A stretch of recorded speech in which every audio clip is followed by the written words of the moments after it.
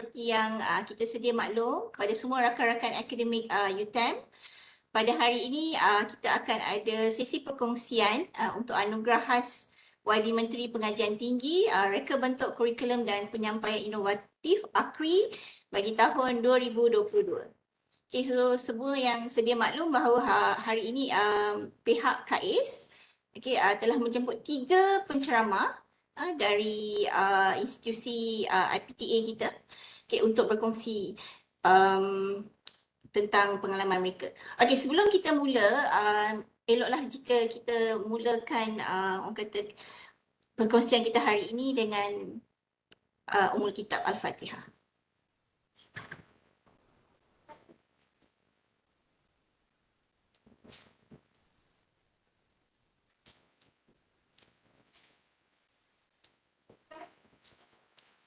Alright, Al-Fatihah. Okay, so terima kasih semua yang hadir. Jika kita lihat paparan di skrin kita, kita ada 13 partisipan atau kita ada 13 rakan-rakan staf akademik yang hadir pada hari ini. So terima kasih semua kerana meluangkan masa untuk kita sama-sama memahami dengan lebih detail apa yang dimaksudkan dengan Akri dan sebagainya. Alright, so sebelum saya memulakan majlis, saya ingin mengalu-alukan kedatangan pengarah kami, Profesor Madya Dr. Muhammad Shakir bin Mat Saad. Selamat datang PM. Nak lawa background kat belakang tu Alright. Okay, so dengan ini saya menjemput pengarah CAES, Profesor Madya Dr. Muhammad Shakir untuk memberi sepatah dua kata dan seterusnya memberi orang kata penerangan sedikit tentang apa yang dimaksudkan dengan Akri dan sebagainya. Okay, over to you, PM. Terima kasih Dr. Mulyati. Bismillahirrahmanirrahim. Assalamualaikum dan selamat pagi saya ucapkan pada semua rakan-rakan sekalian. Pertamanya kita panjatkan kesyukuran kepada Allah Subhanahu Wa Taala kerana dengan limpah dan izinnya kita dapat adakan sesi perkongsian berkaitan dengan Akri 2022 ataupun YB anugerah khas YB Menteri Pengajian Tinggi untuk reka bentuk kurikulum dan penyampaian inovatif. So ini adalah inisiatif daripada pihak CAES sendiri untuk memastikan bahawa semua calon UTeM yang kita telah namakan untuk berpotensi bagi menyertai Akri 2022 ini dapat memahami dengan lebih jelas berkaitan dengan prosedur dan juga cara pengisian borang dan memahami bagaimana untuk kita pastikan setiap isi kandungan ataupun perkara-perkara penting yang kita perlu highlightkan dalam borang permohonan kita untuk memenuhi hasrat KPT itu sendiri. Itu pentinglah. Jadi kalau kita lihat nanti dalam perkongsian yang kita telah pun jemput 3 orang penceramah yang merupakan juri dan juga ada juga merupakan pemenang Akri 2019 untuk berkongsi pengalaman mereka dan semua peserta bolehlah bertanya berkaitan dengan setiap perkara yang diutarakan. So kita kena pastikan bahawa kita faham dengan jelas berkaitan dengan pengisian borang. Dia macam konsep dah sama macam kita nak apply for grant lah basically, untuk kita buat proper proposal untuk pastikan kita dapat menarik hati juri yang menilai permohonan kita. Pertama sekali, lagi sekali saya rakamkan ucapan terima kasih kepada semua rakan-rakan yang dapat hadir pada hari ini dan juga sebenarnya sudi untuk bersama-sama dengan kita untuk pastikan adanya calon daripada pihak UTeM sendiri. Okay, untuk makluman semua, nama-nama yang kita senaraikan dan kita telah pun emailkan kepada semua adalah berdasarkan kepada penyertaan dalam Interet yang lepas 2021. Okay. So kita lihat daripada situ berkaitan dengan potensi calon yang kita ada untuk kita ketengahkan bagi tujuan untuk kita hantar pencalonan ke Akri 2022. Pada masa yang sama kita juga telah pun memohon pencalonan daripada pihak fakulti yang mana fakulti telah pun memberi kita nama beberapa calon yang mereka rasakan sesuai dan berpotensi untuk kita namakan sebagai calon untuk Akri 2022 bagi pihak UTeM. Itu adalah kaedah yang kita gunakan untuk penentuan calon pada kali ini. So untuk makluman semua, kita terima pembukaan pencalonan ni agak lewat daripada pihak JPT sekitar 14 hari bulan Julai. Jadi 15 hari bulan tu dia dah buka application. 15 Julai tu permohonan telah pun dibuka. So apa yang berlaku, pihak CAES dalam masa yang agak terbatas, 18 hari bulan kita telah pun mula kenal pasti calon dan sebagainya. Saya rasa semua maklumlah dapat email daripada pihak CAES dan prosesnya berjalan demi proses lah. Okay, so insyaAllah pihak CAES akan terus membantu peserta-peserta semua untuk membolehkan kita menghantar permohonan kita dalam tempoh masa yang ditetapkan oleh pihak JPT. Nanti dalam taklimat ringkas saya, sekejap je lagi, saya akan maklumkan berkaitan dengan timeline yang pihak CAES telah pun buat untuk memudah carakan setiap permohonan yang dihantar. So, pentinglah untuk kita sama-sama dekat sini bekerjasama untuk pastikan kita dapat penuhi garis masa yang kita telah pun buat, dan untuk pastikan kita dapat menghantar setiap pencalonan kita secara berpusat. Maksudnya pihak KS akan menghantar on behalf of semua peserta secara berpusat. Kita sasarkan penghantaran kita pada tarikh sebelum daripada tarikh tutup lah. So itu yang kita, nanti saya akan tunjukkan lebih detail dalam garis masa yang kita telah pun bina lah sebenarnya. Okay, ini taklimat daripada saya secara ringkas saja. Okay, berkaitan dengan anugerah khas YB Menteri Pengajian Tinggi ini. Untuk makluman semua juga, saya baru terima email daripada pihak JPT yang mengatakan bahawa mereka juga akan mengadakan sesi perkongsian bersama dengan pemenang-pemenang Akri 2019 pada tarikh 26 hari bulan dan juga 28 hari bulan. Okay. So maksudnya rakan-rakan semua masih berkesempatan untuk join sesi perkongsian seperti ini besok dan juga pada 28 hari bulan mengikut kategori-kategori yang ingin disertai lah. Okay. So ini inisiatif awal yang buat oleh pihak KAES untuk pastikan kita dapat bertanya kepada semua penceramah kita berkaitan dengan do and don'ts lah yang kita boleh buat dalam permohonan kita nanti. Okay. So next, Syam. So objektif Akri, saya rasa ni semua jelas dalam website Akri itu sendiri pun ada. So seperti yang telah pun dimaklumkan dalam jerayawara JPT yang lepas berkaitan dengan Akri 2022, objektif utama adalah bagi menyemarakkan berkongsi amalan terbaik, pemikiran dan reka bentuk semula pendidikan tinggi Malaysia. Selain daripada mengenal pasti, memberi pengiktirafan serta berkongsi amalan terbaik, projek-projek serta inisiatif yang telah dilaksanakan sama ada peringkat institusi ataupun individu.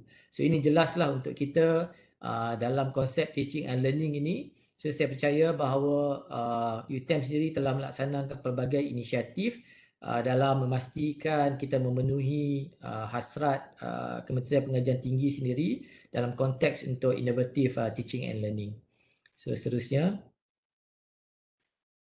So ini juga dimaklumkan dalam jerayawara yang lepas pada 25 hari bulan. Beberapa kategori, ada 4 kategori yang dipertandingkan dalam Akri 2022 ini. Samalah seperti Akri 2019, tak ada Akri 2020 dan 2021 ya. Dia ada 2 tahun tanpa Akri. So now dia back to Akri 2022. So kategori yang pertama adalah kurikulum program pengajian inovatif. Ini adalah melibatkan program dan satu institusi yang boleh menghantar satu atau dua penyertaan sahaja untuk ini. So dari pihak UTeM kita tidak sempat untuk mendapatkan calon bagi kurikulum. So sebab itulah dalam sesi kali ini kita hanya fokuskan kepada 3 kategori sahaja yang kita rasakan berpotensi untuk kita mempunyai calon. Yang pertama adalah pengajaran transformatif, yang kedua pengalaman pembelajaran imersif, dan yang ketiga adalah pentaksiran alternatif. So apabila perkongsian daripada ceramah kita nanti berlaku, so saya rasa penting untuk rakan-rakan semua untuk mengambil maklum dan juga mengetahui selepas sesi tersebut kategori mana yang bersesuaian dengan rakan-rakan semua untuk menyertai Akri 2022 ini. Okay. So maksudnya kesemua rakan-rakan akan mendengar daripada ketiga-tiga penceramah. Tapi selepas itu pihak CAES akan mendapatkan maklum balas daripada semua peserta untuk melihat apakah kategori-kategori yang akan disertai. Okay. So dalam konteks ini juga satu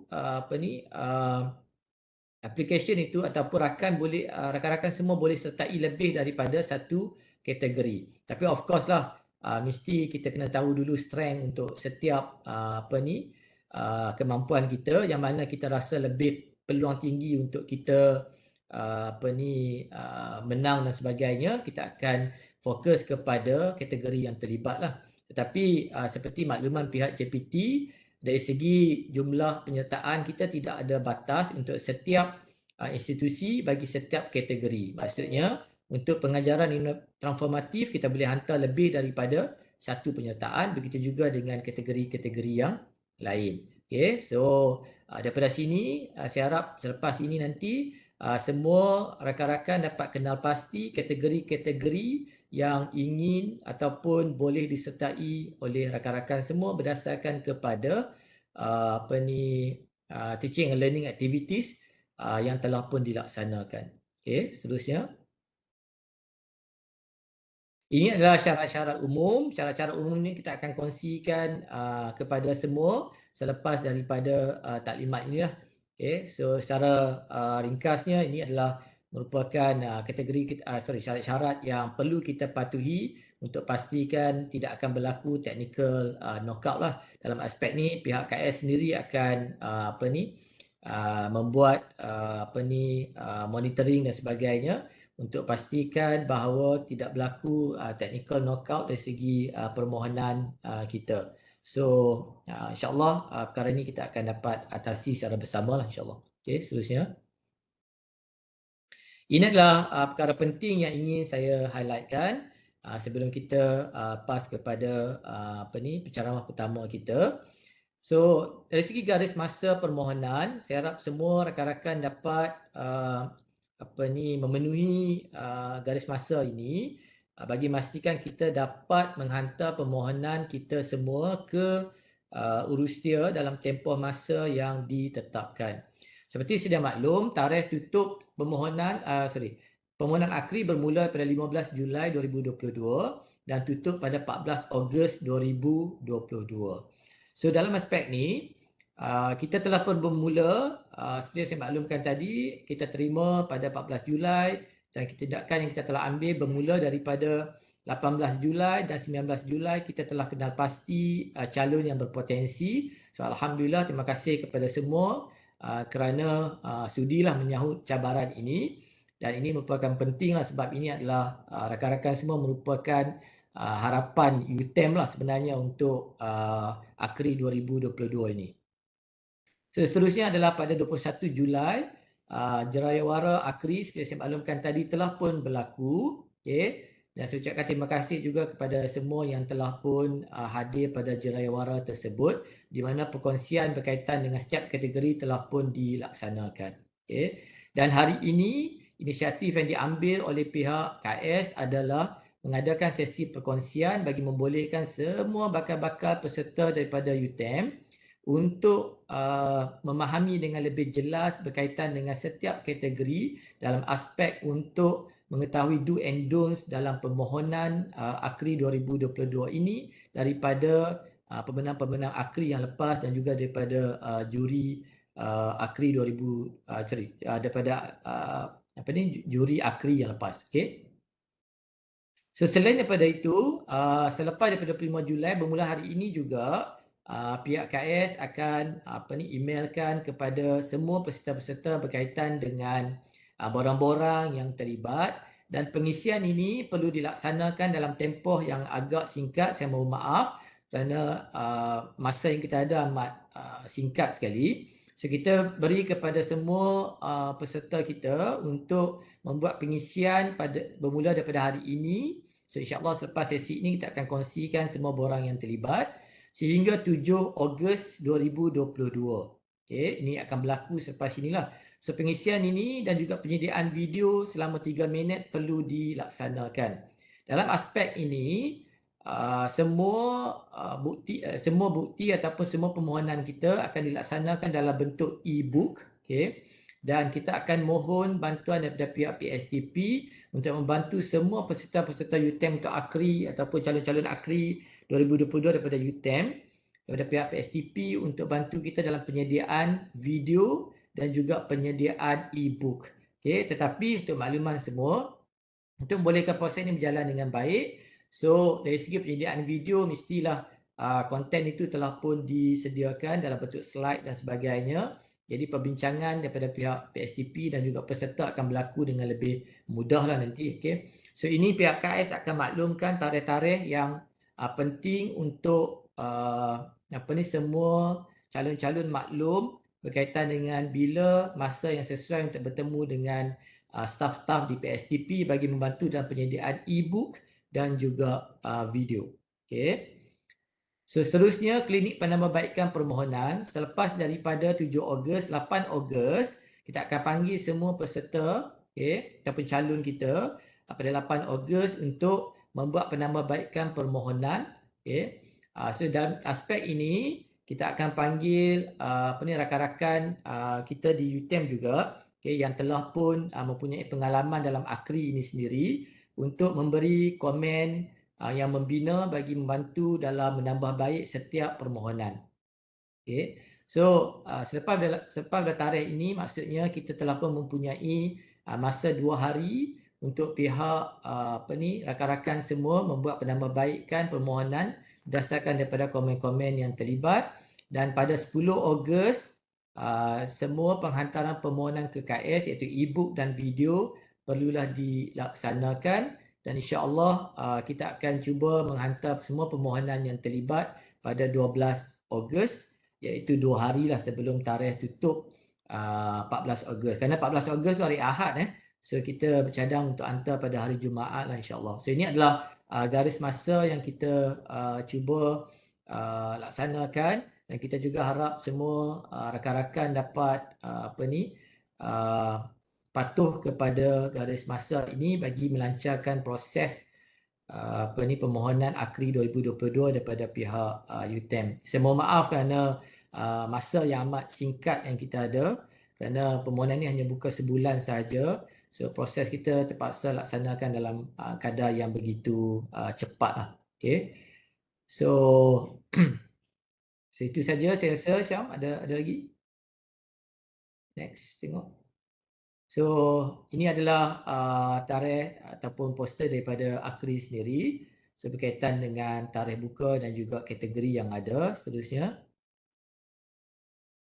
So ini adalah merupakan penceramah-penceramah kita pada hari ini. Kita rakamkan ucapan terima kasih kita lah yang tak terhingga kepada semua penceramah-penceramah kita pada hari ini, kerana walaupun kita katakan agak last minute lah kita membuat keputusan untuk menjemput mereka, tetapi alhamdulillah semua penceramah-penceramah kita pada hari ini sudi untuk berkongsi pengalaman mereka dalam aspek kategori-kategori masing-masing. So kita ucapkan terima kasih kepada Profesor Dr. Haslinda, Profesor Dr. Ma'an dan juga Profesor Dr. Zaidatun sendiri, kerana dalam kesibukan mereka masih lagi sudi untuk bersama-sama dengan kita pada pagi ini untuk berkongsi segala pengalaman yang mereka ada untuk memastikan dapat membantu semua peserta-peserta UTeM dalam permohonan ke Akri 2022. So saya rasa itu saja daripada saya. Saya ucapkan terima kasih yang tak terhingga kepada semua rakan-rakan semua kerana sudi menyahut cabaran daripada pihak CAES dan sebenarnya UTeM lah. So, sebenarnya UTeM meletakkan harapan yang tinggi lah kepada rakan-rakan semua untuk menyertai Akri 2022 ini. So Of course, yang paling penting pada kita adalah untuk bersama-sama menyertai Akri 2022. So, menang dan kalah itu adalah adat satu pertandingan. Tapi kita pastikan bahawa kita akan menyertai Akri 2022 ini dengan segala usaha yang kita lakukan dan segala kerjasama yang kita laksanakan. So, insya-Allah kita akan bersama-sama untuk membantu semua peserta untuk memudah carakan dalam permohonan Akri 2022. So, itu saja daripada saya. Assalamualaikum dan selamat mendengar perkongsian pada pagi ini. Assalamualaikum. Okay. Terima kasih Profesor Madya Dr. Muhammad Syakir, pengarah CAES, Pusat Kecemerlangan dan Kesarjanaan Akademik. Okey, so saya sedia maklum bahawa Prof. Dr. Haslinda dah ada PM? Dah masuk dah? Okey, so Prof. Dr. Haslinda. Yeah. Assalamualaikum Prof. Okay, salam. Okey, alright. So, rakan-rakan akademik UTeM, so saya memperkenalkan Profesor Dr. Haslinda binti Ibrahim daripada Universiti Utara Malaysia. Okay, mungkin saya boleh terangkan ringkas sahaja tentang Prof. So, Prof ialah pemenang pada anugerah untuk kategori pengajaran transformatif Prof bagi tahun 2019. Ya. Right, so Dr. Syakir, PM Syakir ada apa-apa lagi nak tambah?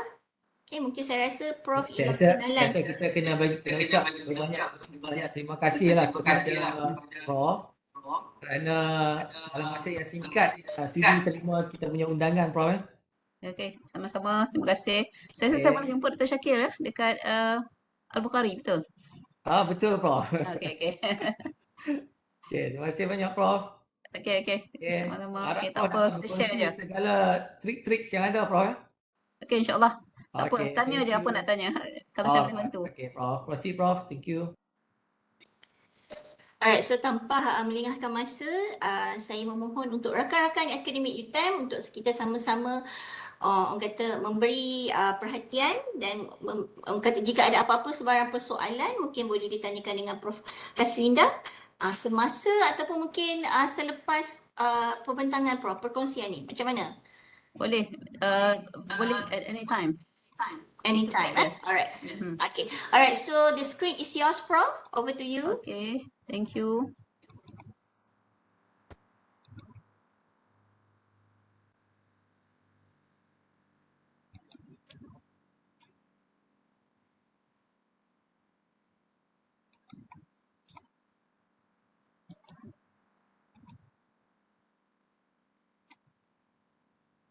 Saya share screen.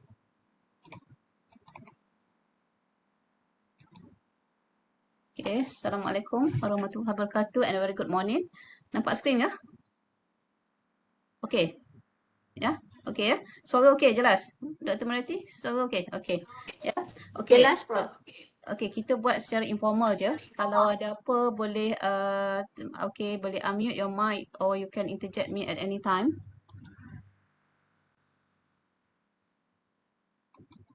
Okay. And then ada international lecturer tak? Okay, let me check, Prof. Tak ada, Prof. So we can kita guna no dua bahasa, okay ya? Boleh, Prof. Okay. So yang ini just a very kata orang informal je, Akri sharing session untuk bahagian saya transformative teaching ya. Jadi do interject me at any time because I think this is all of us are learning. I'm also learning ya. Okay, so saya daripada Universiti Utara Universiti Utara Malaysia dan bidang saya actually adalah bidang mathematics ya. So I'm a mathematician and then I'm not in the education background ya.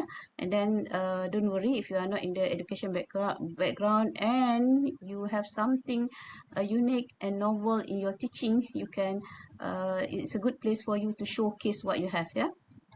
Okay, what I plan to do today is just like sharing my journey in winning the Akri. What is the thing that you need to do, how to do it, and why you need to do that one. Yeah. Okay. So yang ni tadi Dr. Syakir dah share dah mengenai dibuka pada 15 hingga 14 15 Julai antara 14 Ogos ya, sebulan untuk mengisi borang ya. And then dekat sini kalau kita tengok dia punya objektif anugerah adalah untuk mengenal pasti ya kaedah pengajaran secara syarahan atau tanpa syarahan yang very effective ya, efficient, so that student akan menjadi active learning ya. So that is a very simple concept actually. Okay.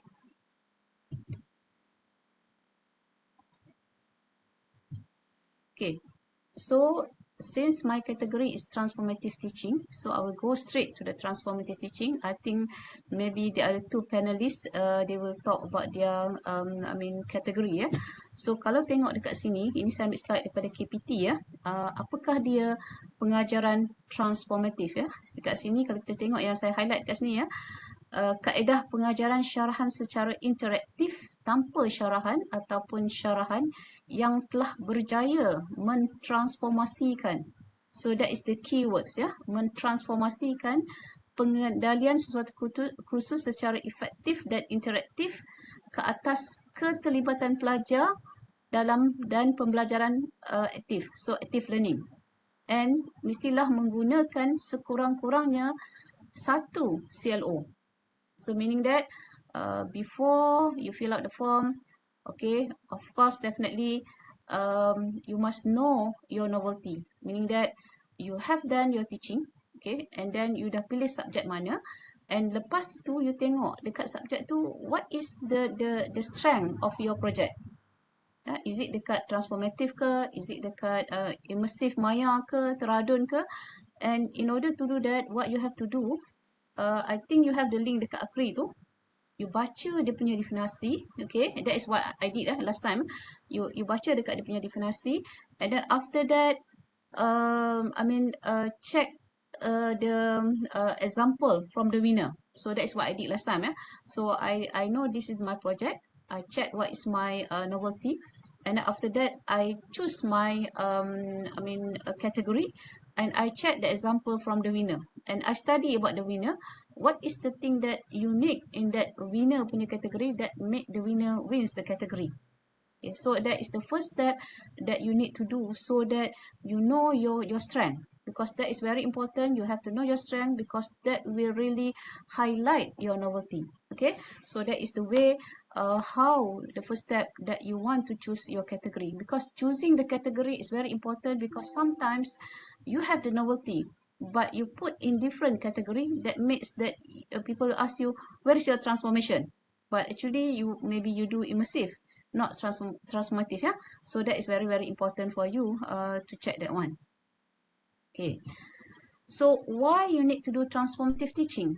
I think not only because you want to win the category, but we know that right now when we teach, we cannot teach the way that we taught the student, maybe 20 or 30 years ago, because that's not relevant to the world anymore. So that is the thing that we have to ponder in our teaching. Yeah, we need to do some changes. Maybe we need to modify what we have, or maybe we need to change totally, so that we know what we should do.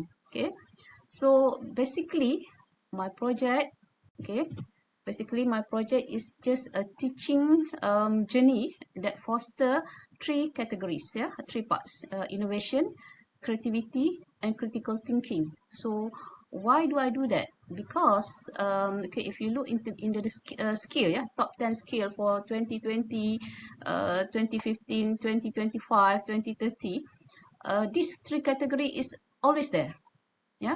Critical thinking, creativity, innovation is always there. Just sometimes the position will be different, the top 10. So it's always there. So this is the thing that right now when you teach, these 3 category must be there. Not only for me, for you to win the Akri, but then when you have that in your category, or when you do that in your teaching, that really helps the student. Because I know that when I want to enter Akri last time, Sebenarnya saya tak terfikir pun nak masuk pertandingan Akri bila saya buat projek ni ya, because I very passionate in teaching mathematics.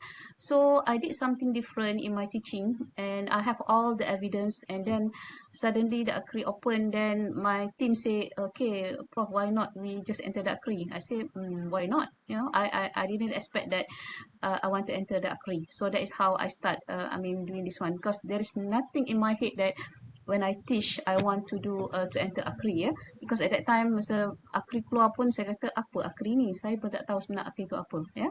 So but that's okay. Okay. So now let's see the whole project in terms of this video. Okay.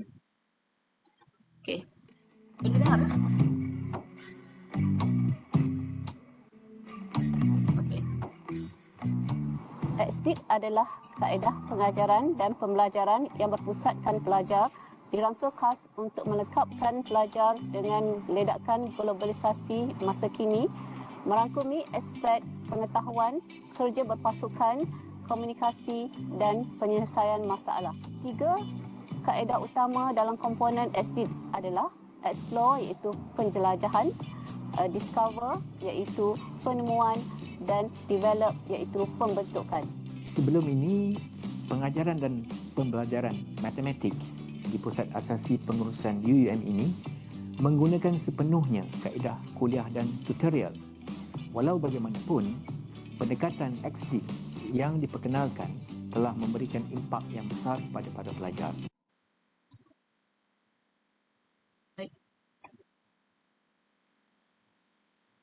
Kenapa stop?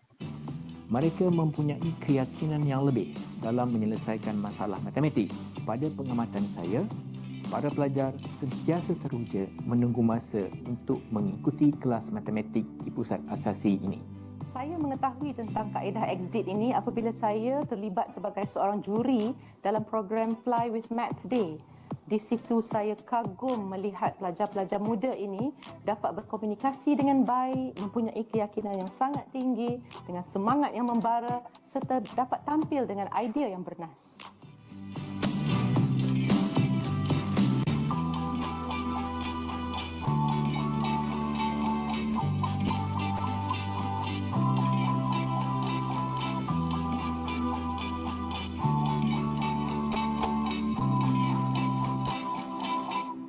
Okay, so this is the video that you need to do for the 3 minutes video. So you just give a very brief idea about your project. Okay, so this is the thing that I think you have to submit. Okay, so when we do the Akri, there are 4 things that will be evaluated. Rational 10%, kaedah pengajaran 40%, keterlibatan pelajar 20%, and then keberkesanan dan impact adalah 30%. So for the transformative teaching, kaedah pengajaran 40%. For others category, kaedah pengajaran is 30%, and then keterlibatan pelajar will be 30%. Because for the transformative teaching is us, meaning that the method that we use that transform the student. Okay, that's the reason the methodology or the kaedah pengajaran is a very, very important, and then that must be novel in order for you to win this category. Okay, okay. So before you enter, okay, like you listen to the pagi tadi you kena ada klinik Akri, you kena isi borang So I call that borang macam proposal lah, macam kita nak hantar untuk FRJS and so on So in that proposal, we have these 4 category like I mentioned to you, and each category you have to know actually how to make it visible, or you have to highlight how to make each category is visible. You have to see that every year they have like hundreds of proposal that they receive 100 proposal is from public university and also the private university. So you have a huge number like 2019 UUM we sent 13 proposal for the Akri. So my team is the only one shortlisted for the for the pitching So Akri ni mula-mula you hantar dulu proposal. Lepas you hantar proposal, you have been evaluated, And then from that, they will, they don't have the number, but last time in 2019, titik ambang untuk masuk pitching adalah 75%. So in my category last time, transformative teaching, we have 8 different universities ya yang masuk kategori transformative teaching, because 8 kumpulan ni adalah yang dah melepasi titik ambang 8 kumpulan ni. And bila you pergi kepada pitching, markah you adalah kosong balik semula. Masa you pergi pitching tu markah you kosong. Maksudnya you are being evaluated. Maksudnya judge tu adalah judge yang berbeza. Dia tak tahu pun apa you buat. So that's why bila you dah lepas kategori hantar proposal, you are been shortlisted for the pitching. That one also you have to do a lot of things. Okay, tak apa. Kita tengok dulu proposal ya. Nanti kita bincang sikit pasal pitching ya. Okay. This is our title for a project: Explore, Discover, Develop, EXDID. Okay, and then fostering active learning. So how actually you come up with the title? That is also very important. So you have to see, like my case is transformative teaching. Yeah, transformative teaching. And if you read the definition, maksudnya transformasi yang dilakukan yang dapat menyebabkan pelajar menjadi active learning. Okay, so macam kita tulis proposal untuk FRGS, kita must show our novelty and also must really match with our category. Ya, jadi kalau you imersif tu mesti ada sikit-sikit dekat title tu. Jangan you punya kadang-kadang bila buat projek untuk yang ni ya, kadang-kadang saya pun dekat UIAM tengok juga ya, kadang-kadang rakan-rakan dia buat macam you tulis proposal untuk FRGS ya, tajuk yang terlalu fundamental. Yang tu pun tak boleh. Ya, make sure that the title must really relate to your category. So that is the first step ya. Tapi usually you write the title, usually you write at the end. So don't worry about that one. Make sure that your content must be fully presentable so that you can come up with a good title ya. Okay. So rational ya. Rational ni 10%. Ya. Jadi daripada slide from KPT tadi, apakah motivasi dan isu pembelajaran utama yang menggerakkan transformasi kaedah pengajaran? Okay, so the things that you need to write for this rational is issue. Apa the issue yang nak selesaikan? What is the challenges in that? How you want to solve the issue? And what is the objective that you want to achieve? And what is the expected result that you want to get? Okay, and then dekat borang tu dia ada tulis perkataan, berapa perkataan ya. Kalau dulu dia tulis 100 ya, saya check borang baru dia tulis dia punya words dan naik ya, 250 words. So make sure follow 250. So the best way after you write the rational, write dalam kotak kecil 249 words. So meaning that you show that you really have a good understanding what is the requirement of the form, yeah. And then bila dia kata spacing ya, single spacing ke 1.5, make sure do that one correctly, because I did that one correctly because I want my form to be presentable. And if you have so many things that you want to write, and then you have to see that there are so many proposal. So the judges, it's best if you can present some of your explanation in terms of figure. So that's very good. And then we have very little explanation, so that easy for them to see. Yeah, make sure that your figure is something that easy for them to see. So this is about the rational. So I will share to you. This is my rational. Okay, so because I did the project for the mathematics, so the issue in mathematics, this is the issue. Mathematics is very boring, abstract, and so on. Yeah, so this is something is the issue, and then this is still the challenge for me. Okay, students still struggling in math because of the anxiety. You have rote memorization, poor foundation, and so on. So this is still the challenge. Yeah, and then what I need to do. Okay, in my rational, what I need to do? I need to give simulating activities. How I do that one? I want the student to wandering around. Then I start telling that wandering around is explore, finding out is discover, and turning it around develop. So I start already introducing my method already, and then I claim that this activity explore, discover, develop can foster active learning. So it ties with my active learning. Okay, ada question ke? Saya nampak ada ni something tadi just now. Okay. So this is what I hope in my method. Yeah, I hope that first day of class, I always give this to my student. Yeah, what is mathematics? So you see that when you use mathematics, you see the big words, numbers. So that is common. Yeah. So I say to them, okay, this is the first day of class. Then I hope that when I introduce SD in my class, I hope that this is what I will get. Yeah, they will see that mathematics is very fun. It's about problem solving. It's very interesting and relate to the real world application. Okay.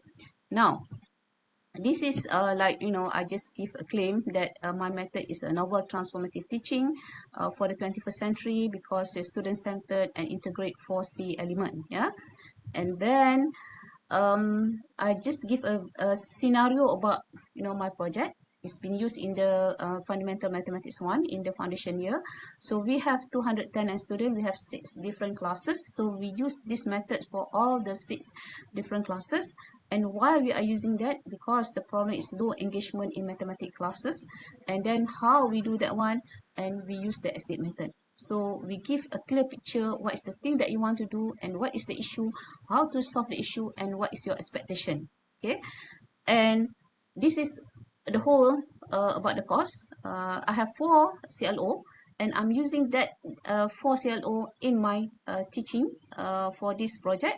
And then I tell them that before I use the estate method, we have the distribution of assessment, and then with the estate method, we just change the assignment and quizzes to be the problem-based activity for the 4 CLO. Okay, and then final exam, definitely you cannot change that one. Okay, so approach is 40% for the transformative teaching. Ya, so simple je dia tulis dekat KPT, apakah kaedah pengajaran transformatif yang digunakan. Okay, but then because this is competition. Okay, so in order for anybody to notice you, the first step, you must know that your approach must be unique, okay, or it can be innovative, it must be novel, or it can be questionable. So what do I mean by questionable here? Questionable meaning that you give a new approach that nobody have done, and people will asking you, is it correct or is it novel? But then if you prove that it's novel, then your approach is unique. So that is the thing. And definitely jangan lari daripada CLO. Nanti dia akan tanya approach ni ataupun you punya project ni you guna CLO mana? Dan setiap aktiviti yang buat ni satisfied CLO mana? So that is the very important thing that you need to have that one. So let me share my approach. What is my approach here? So this is my approach. SDIT, SDIT is my approach: explore, discover, and develop. And then actually this is the integration of engineering process and also combinatoric process. Maybe some of you in the engineering, you can see that this is the process when you do engineering. And then in my area, this is the process when you do the when you want to come up with the proving. So this is the process. And from this 2 different area. So it comes with the estate method, explore, discover, and develop. And for each method here, so I write down like what is the student need to do and so on. And actually, this method we have published in the Scopus journal, and also I produce the IP for this method. Okay, so we already produced the IP for this method. Okay, because that one you don't plan, but when you do something novel, you say why not you share with others, why not you make it as an IP. So that is the thing.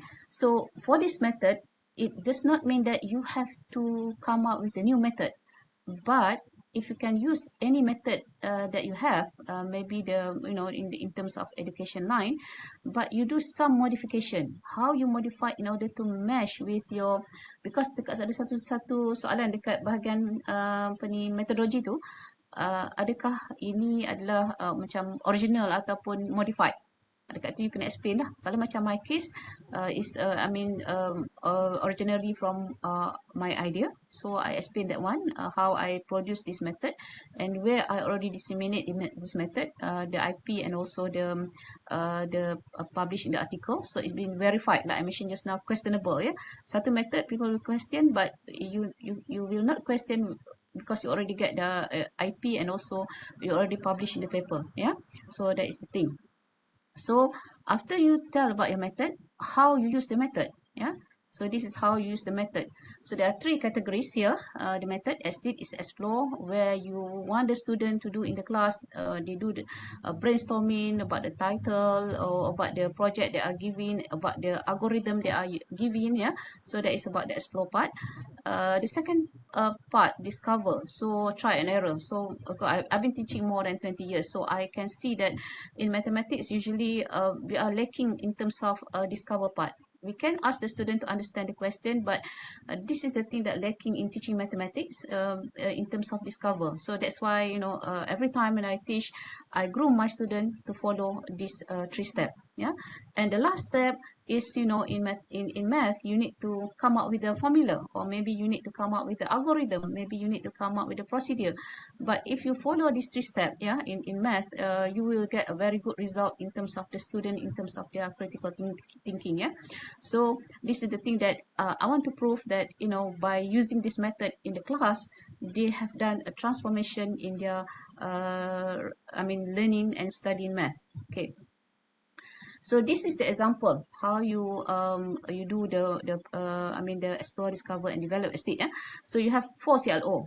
The first CLO is actually about to explain about numbers. That is the first CLO. So what we did, we give them a problem-based activity about they want to go for the traveling, and then after that, the output. This is the output from the student, the poster. But in the output, the student have to show that what is the explore part, what is the discover part, and what is the develop part. So they have to show that, because we want to show that we want to actually to nurture the student, their thinking using the explore, discover, and develop in studying math. Actually, I think not only in math, maybe in different area also it's the same. Yeah.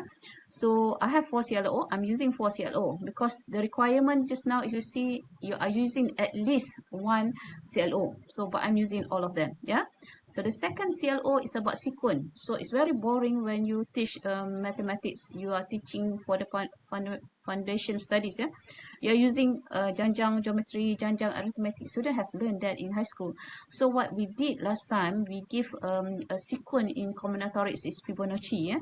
So we tell the student, actually, this is the sequence. We give them the scenario. We want them to use explore, discover, and develop to come up with this sequence. So and then in fact, for this sequence, for the student to understand the sequence, we ask them to create the dance, that their step for the dancing have to follow the sequence. Okay, so we have done a lot of activities with them. Yeah, so this is the third CLO. It's about the limit. So we bring the student to the UIAM stadium. So this is in 2018. Yeah, we did this project in 2018. We bring them to the UIAM stadiums to ask them to take some time for the running and activity. They take the everything, and then after that we give some activities for them to do in order to cover the CLO number 3. And CLO number 4 is about differentiation, and you can see the student do here dribbling the ball. Yeah, so this is about the SDT, about the time. Yeah, and then this one we ask the student to have a role play in mathematics. Yeah, so they have to present the role play in 4 minutes. We call the program is 2M²T. Yeah, 4 minutes mathematics talks for half day presentation in the activity for fly with mathematics. Okay, so you see that I have 4 CLO. I cover all 4 CLO. Okay, but if you want to use 1 CLO, also okay, but that's fine, because the requirement is at least 1 CLO. But you have to see, you have all the information that needed for this category. Sebelum Okay. ini, This is pengajaran dan pembelajaran evidence. matematik di Pusat Asasi Pengurusan UIAM ini menggunakan sepenuhnya kaedah kuliah dan tutorial. Walau bagaimanapun, pendekatan XD yang diperkenalkan telah memberikan impak yang besar kepada pelajar. Mereka mempunyai keyakinan yang lebih dalam menyelesaikan masalah matematik. Pada pengamatan saya, para pelajar sentiasa teruja menunggu masa untuk mengikuti kelas matematik di pusat asasi ini. Okay, so when we finish about our rationale, our approach, okay, and then we will see the student involvement. And this is, you have to provide all the evidence, how to show that the student really involved or the student engaged in your learning. Yeah. So this is, you see that sejauh manakah kaedah pengajaran transformatif ini dapat meningkatkan keterlibatan pelajar. Okay. So you have to provide the evidence. You cannot just say that the student like your course. No. Okay. Okay. So where you want to get the result? For example, here you can take the result from the exam. You can do the comparison before you introduce the method and after you introduce the method. Maybe you can see the difference in their results. Okay. And then you can take the result from the quizzes. So you have to do some analysis about that one. You can also take from, your online learning. Yeah, so this one I take from the ISIVAS in UIAM, because every semester the student have to do the reflection, for what we are teaching, so you can pick up from that one, so that is genuine. And then for during that time we bring the student to do a community program. They become the facilitator for the STEM program. And then you can have some activity in class where you see that the student have heavily engaged in the discussion. Okay, you can show from the Padlet, where something that to show how they are heavily engaged in the project. Okay, you can see here the word dapat meningkatkan keterlibatan pelajar. So this is my example. Okay, so I show that how the student engagedly, in the class, they do like, in class discussion, they have outside class discussion. And then this is the example in the Padlet. We have Padlet where the student, because you see that when you teach right now, some students, they are very shy to speak in front, but when you have a Padlet, they can write a lot of things. So we can screenshot that one and show how they have a heavy discussion on the Padlet. So this is in terms of discussion. This is in terms of the ISIVAS. Okay, I just pick up from the ISIVAS what the students say about my teaching. So you take the one and then highlight which is the keyword here. You see, and then the pick student interest, open our eyes. Okay, change student perception. That is the thing that show you have done a transformation. Okay, this is the feedback. Like in the beginning, I say to you that first day of class, I always ask the question, what is mathematics? And then you see first day of class, this is what the students say. This is the last day of class. Okay, this is also one of the evidence showing that how you have transformed the transformation. You see that the words change because it's very, very hard to say that mathematics is beautiful. So as a mathematician, you have been teaching for a long time. When you see students say mathematics is very, very beautiful, then something that I feel very, very happy and sad also, because it's not easy to see mathematics is beautiful. And you can see the word fun, and you see the word love. They love mathematics, which is very, very interesting discovery that you have done. So this is evidence to show that you have done the transformation. Okay, this is in terms of the result. Okay, so we have two tests, if you remember, to test. The first test is we give it test 1, week number 5, and then we have a final, usually week number 15 or 16. So week 5 is just like 5 weeks. They are not really comfortable with the method and everything, because usually they are from high school. They enter the foundation year. If you learn math before, this is more on rote memorization, formula, and then memorize the formula and give the question, and then they get like good marks, but they don't know what they are doing.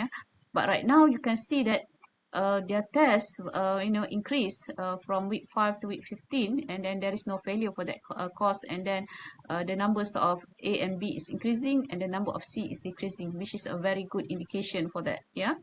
And then another evidence, some transferable soft skill that is very, very hard for you to measure, but we have a rubric for this one in terms of teamwork. Which one, for which teamwork, which one is for communication, which one is for the problem solving. So if you remember, when I show the slide how we do the project, we already give all the transferable soft skill.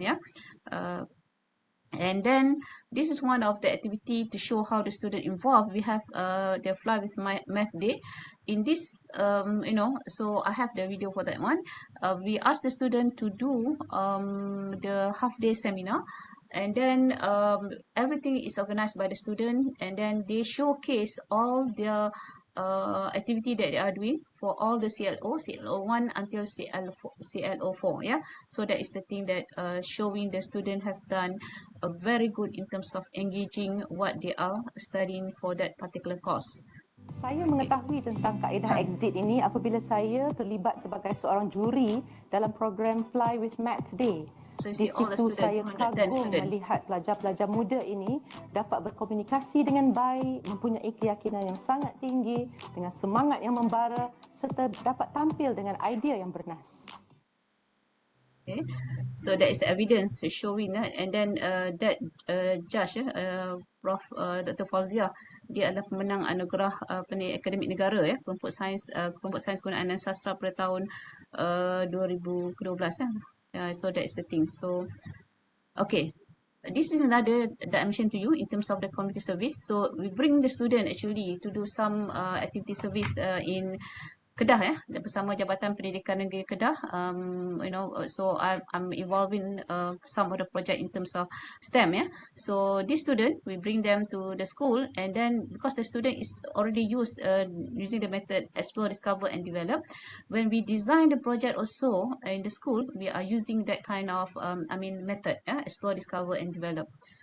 Okay, so impact 30%. So impact sejauh manakah kaedah pengajaran transformatif ini memberi kesan kepada pembelajaran dan impact kepada institusi. So there are 4 different things that you can separated ya. So you can have like international impact, you can have national impact, you can have state impact, and you have university impact. So each ya, international tak silap saya markah dia berapa tinggi ya. International markah dia tinggi, of course they got international, national, and state, and then university ya. So what are the evidence that you want to show?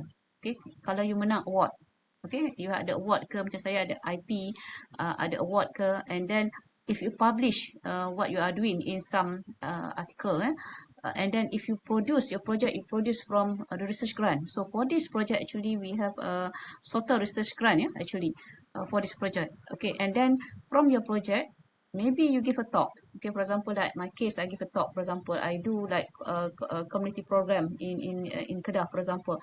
So that kind of thing that you can see the impact because the students are using your method and they are transform what they study in that one. So that is a transformation, yeah.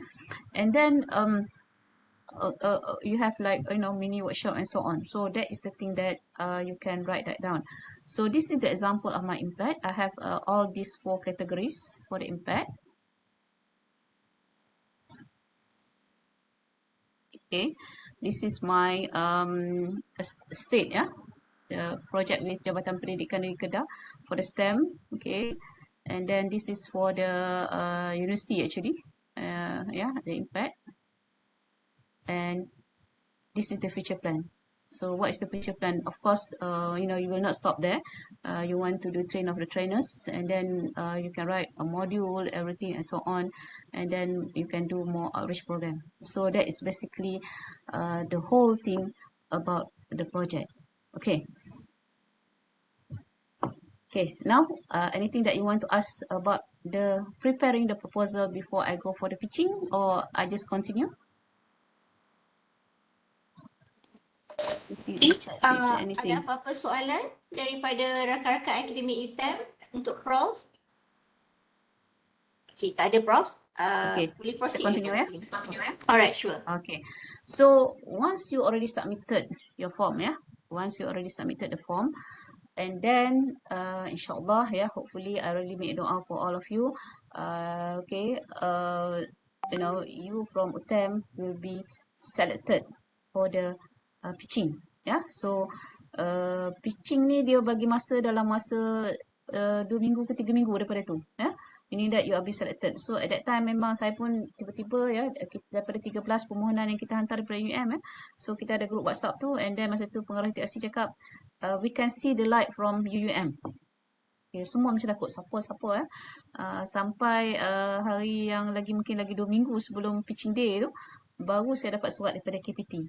dapat surat tu masa tu memang for me like I rasa lebih teruk daripada nak viva PhD lah ya, because something new for me, because this is education education punya competition. I never dream that I can put my feet on this education punya area, because I would never do in education punya research on and so on ya. And then I was like, what is the thing that you need to do? Yeah, it's a lot of things. Actually, dalam masa 2 minggu tu, memang I put 100% effort on my pitching day, because I'm the leader. Of course, I'm the person that have to pitch on that day because you want to sell something. Yeah, so I watch a lot of YouTubes from the TED Express, how to do pitching. Because you want to improve yourself to do pitching, because you are given only 10 minutes to do pitching. Just imagine to make you a winner. Okay, after they have selected your proposal, you are given only 10 minutes to do the pitching, and then at that time that will determine you the winner, because when you do the pitching on that day, like I mentioned to you, your mark is 0, so you start from scratch. Yeah, so what you have to do, you have to have all the evidence, okay, and practice, meaning that right now when you do the pitching, it seems that if let's say something happen with your technology, you can open your PowerPoint, and then you can just speak from inside. So that is the thing. Yeah, that's the thing that you need to do. Okay.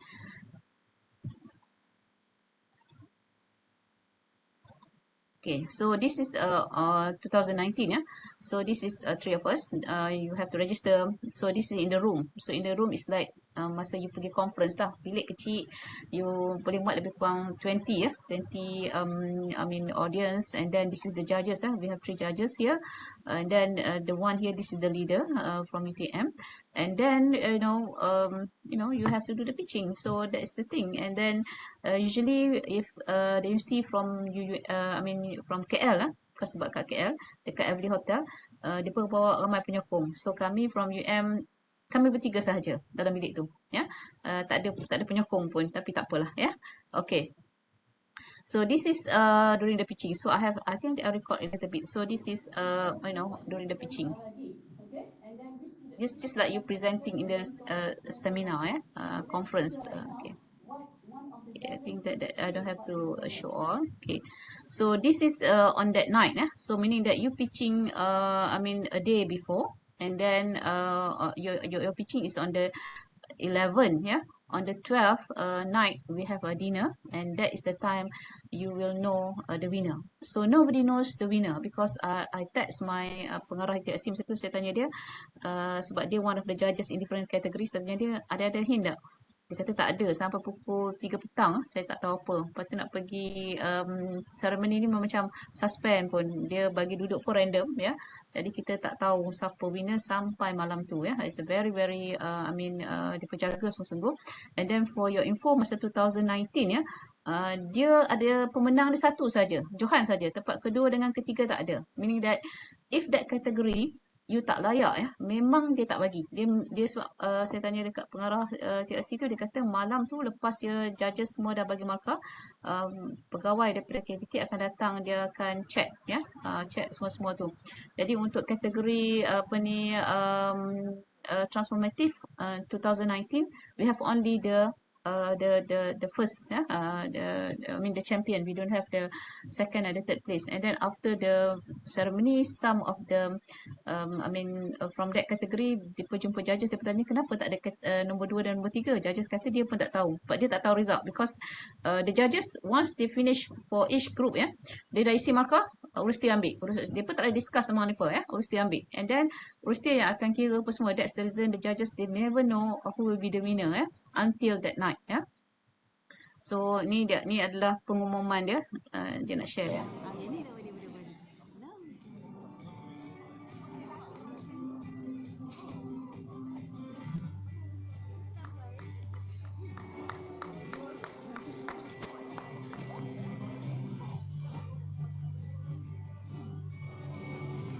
Dia akan tayangkan semua yang 8 orang yang transformative teaching tu, dan boleh dia ni, ya. Dan Julai disandang oleh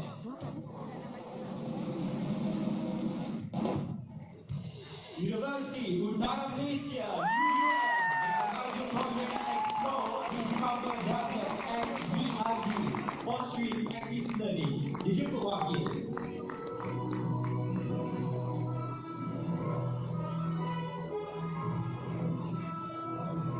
Okay, so that is the ceremony, yeah. So you never expect that one. So I also never expect that one, yeah. So alhamdulillah. I think that this year they have online. I don't know whether they have the physical or online, yeah. Okay, so some takeaway, yeah. How to be shortlisted. Okay, how to be shortlisted. Like I mentioned to you, this is a competition. In order to be shortlisted, your project must be unique, yeah, must be different from others, and then you must have some innovation in your project. Okay, your project must be novel. So that is the thing. You cannot run away from that, because if you don't have that criteria during the pitching, I remember one of the candidate in that they present like game, yeah, belajar menggunakan game, yeah, game. So what's new about game? The judge say, what's new about game? What is the uniqueness in your game? So that is the thing. So you have to see that if you use technology, yes, technology is just a tool. Yeah, it's just a tool. But then how you maneuver your technology is the most important thing in order for you to have some uniqueness or some innovative or some novelty in your project. Yeah, and then the impact must be huge. Yeah, impact must be huge, holistic impact, and evidence. Yeah, evidence is like something, if you just started, it's killing you actually. That's happened to me last time, to compile my evidence. Yeah, so I have all the thing, because you never plan that you want to go for the competition. Your evidence is like scattered, yeah. So nak cari kat mana, lepas tu nak letak apa, yeah. So that is very very very very hard. And then presentable application form. So like I mentioned to you, your application tu bila dia tulis perkataan 250 atau 100, make sure don't go beyond the limit. And then the best way, write down how many words that you use. If they say 1.5 is the spacing, make sure you do that. And make sure if you write in English, so that to see that you have a very good in terms of your English, you have to send for the proofreading. So meaning that when you submit your form is like, at the best that you can, in order for you to submit. You have the novelty, you can see that the impact is good, and then you see all the evidence, and then your form is beautiful. Yeah, so that is the thing. And then inshallah, if you have been shortlisted, in order for you to win the Akri during the pitching, yeah, okay, your slide must be presentable. Jangan ada tulisan terlalu kecil, dia banyak sangat words nak baca, tak boleh, ya. Kena find form yang mana yang boleh kena highlight colour, ya. And then you have to see time management. If they say 10 minutes, if you present more than 10 minutes, after what you say more than 10 minutes will not be counted. Or maybe some of the judges will say, please stop. Okay, so you have to know, maybe you baru cakap pasal rational, belum cakap lagi approach, then you kena stop. And then judge dia tak ada apa-apa, dia berdasarkan apa yang you cakap on that day, because they have 0 marks for you masa you start pitching, ya. Dia tak ambil pemarkah masa you masa you hantar proposal, ya.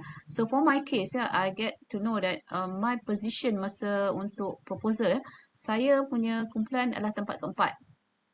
Ya, dalam 8 tu kita dah tempat keempat, maka kita keempat, ya. Tapi masa pitching kita nombor 1. So that you see that they can transform from your position from maybe the last position before shortlisted to become the first position, yeah. And then evidence, and then definitely be confident. That is the most important thing, yeah. I think that's it. I want to share with you some of the things that I think our team have done in order to win the competition for the transformative teaching, yeah. And then finally, okay, I wish you all the best, yeah. And then make sure brainstorm with your team. Okay, if you do it in a group, yeah, brainstorm with the team.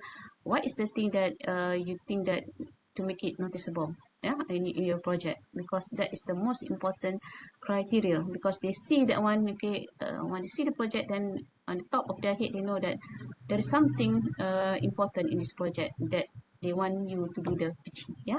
Thank you very much. Terima kasih Prof. Dr. Haslinda. Okay, untuk rakan-rakan UTeM, ada apa-apa soalan yang ingin diajukan kepada Prof? Any question from the Any question? Nak tanya Yeah. apa-apa boleh? Any question? Tak ada. Nak Tak tanya, tak ada. Nak tanya ke you ada projek yang kata yang ni apa the novelty kata dia. Maybe some of you have done it. You have the project, but right now maybe you want to see what is the thing that need to be highlight in the approach ke, ataupun you dah pilih kategori, is it sesuai ke? So it's okay. I'm happy to share what I can share with you. Tak ada. Tak ada, Prof. Okey, Prof, saya ada satu soalan, Prof, dari pihak pihak CAES sendiri. Prof, untuk kategori ni, untuk kategori pengajaran transformatif ni, adakah kebanyakan orang kata penerima tu ataupun pemohon tu mesti datang secara berkumpulan, Prof, ataupun it can be individual? Dia kalau syarat dia it can be individu atau berkumpulan, ya. Tetapi pengalaman saya rasa alhamdulillah saya buat berkumpulan. Satu, the stress tu bila you nak isi borang tu, ya. The stress tu bila you nak isi borang tu, ya. Satu isi borang, and then especially to cari evidence tu. And then you nak buat banyak, you nak buat video, ya. Lepas tu you nak buat link. Jadi bila kita berkumpulan ni, jadi maybe my part is filling the form. I will do the filling the form, and then my other team members dia ni good at IT, ya. So I bagi kat dia semua evidence. I cakap nak macam ni dia yang akan compile my evidence, nak buat bitly or semua lah, dia buat semua, ya. So I don't want to know about that one. And then and then sama juga masa pitching, ya. Masa pitching sebab saya berkumpulan, saya minta UIAM benarkan kami pergi bertiga, sebabnya kalau seorang kita takut tak boleh nak buka video, kita dah nak pitch, ya, masa tu. Jadi dia adalah the person yang akan saya urus, saya amanatkan kat dia, dia jaga semua. Jadi saya tak ada nak fikir pasal teknologi ni, saya fikir on how I want to deliver. Jadi dari pengalaman saya lah, ya. Dan saya rasa alhamdulillah we do that in a group, because we can distribute the work, and bila stress you nak isi tu boleh sama-sama, kita misalnya isi borang, ingat lagi kita beli makanan duduk dalam dek bertiga orang tu, isi tengok dekat big screen, ya. Kalau you seorang-seorang, you suffer seorang-seorang. Yeah, so that is the thing lah.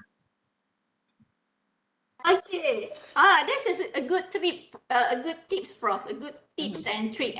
Okay, bila kita buat secara berkumpulan, maksudnya kita banyak, kita boleh disseminate all the words, kan, Prof, dan sebagainya, betul.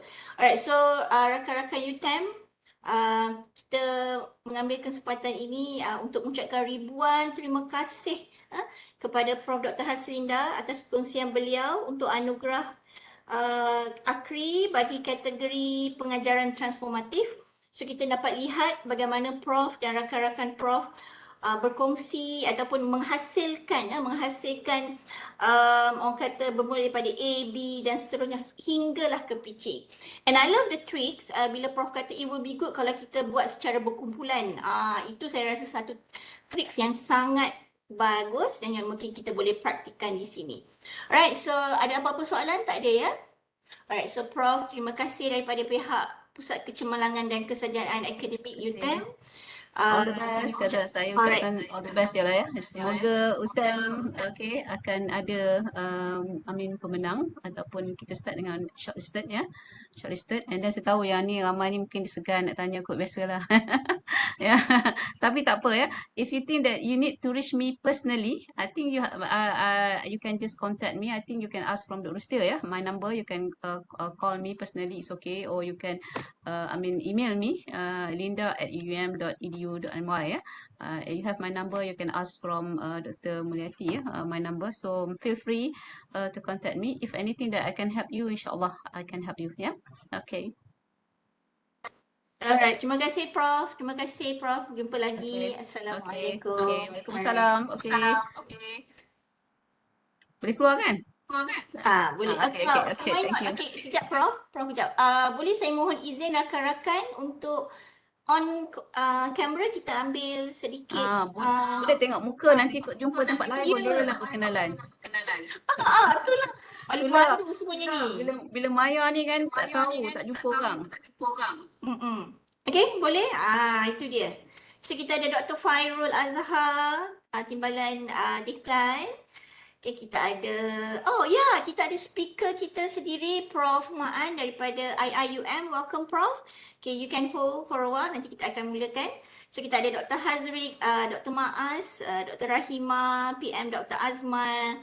Okay, alright, so ready everyone? Cham, snap Cham Okay, give a big smile everyone. 1, 2, cheese. Dah snap belum ni? Dah Sekali, snap? Doktor.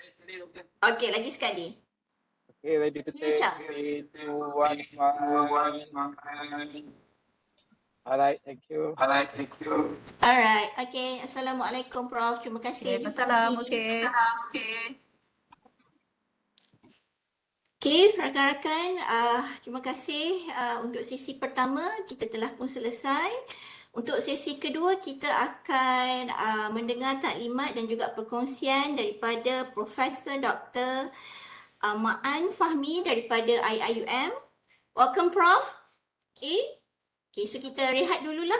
That's Dr. Yes, Prof. Maan. Hi, Prof. How are you? Alhamdulillah, Assalamualaikum. Waalaikumsalam. Alright.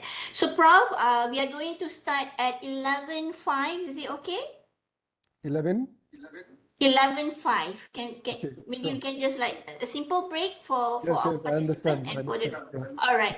Thank you. Alright. I will see Okay. you again at 11:05. Thank Okay. you. All right, thank you. Welcome.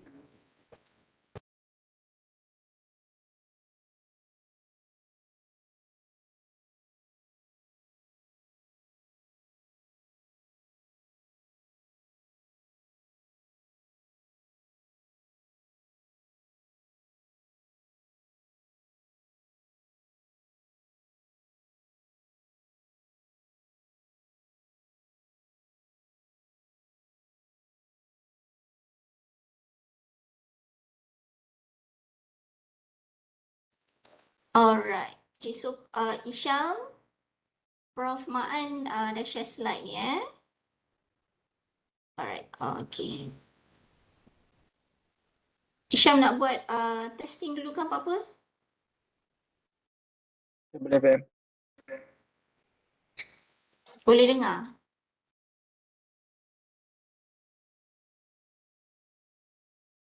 Prof nak test sound dulu ke? Boleh. Cuba dulu. Prof? Yes, Assalamualaikum.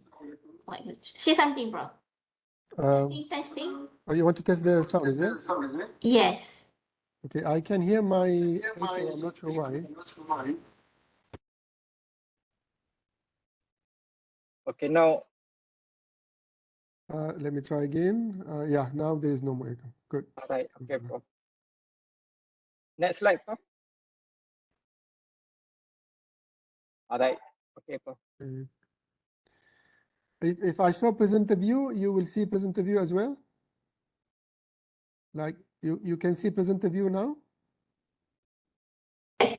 Yes, I can see then. Good. Because I'm supposed to see presenter view for myself, for the participants.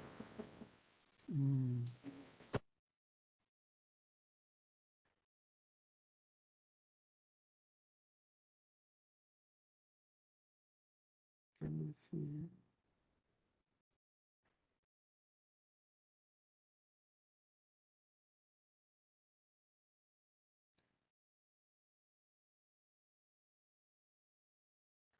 Okay.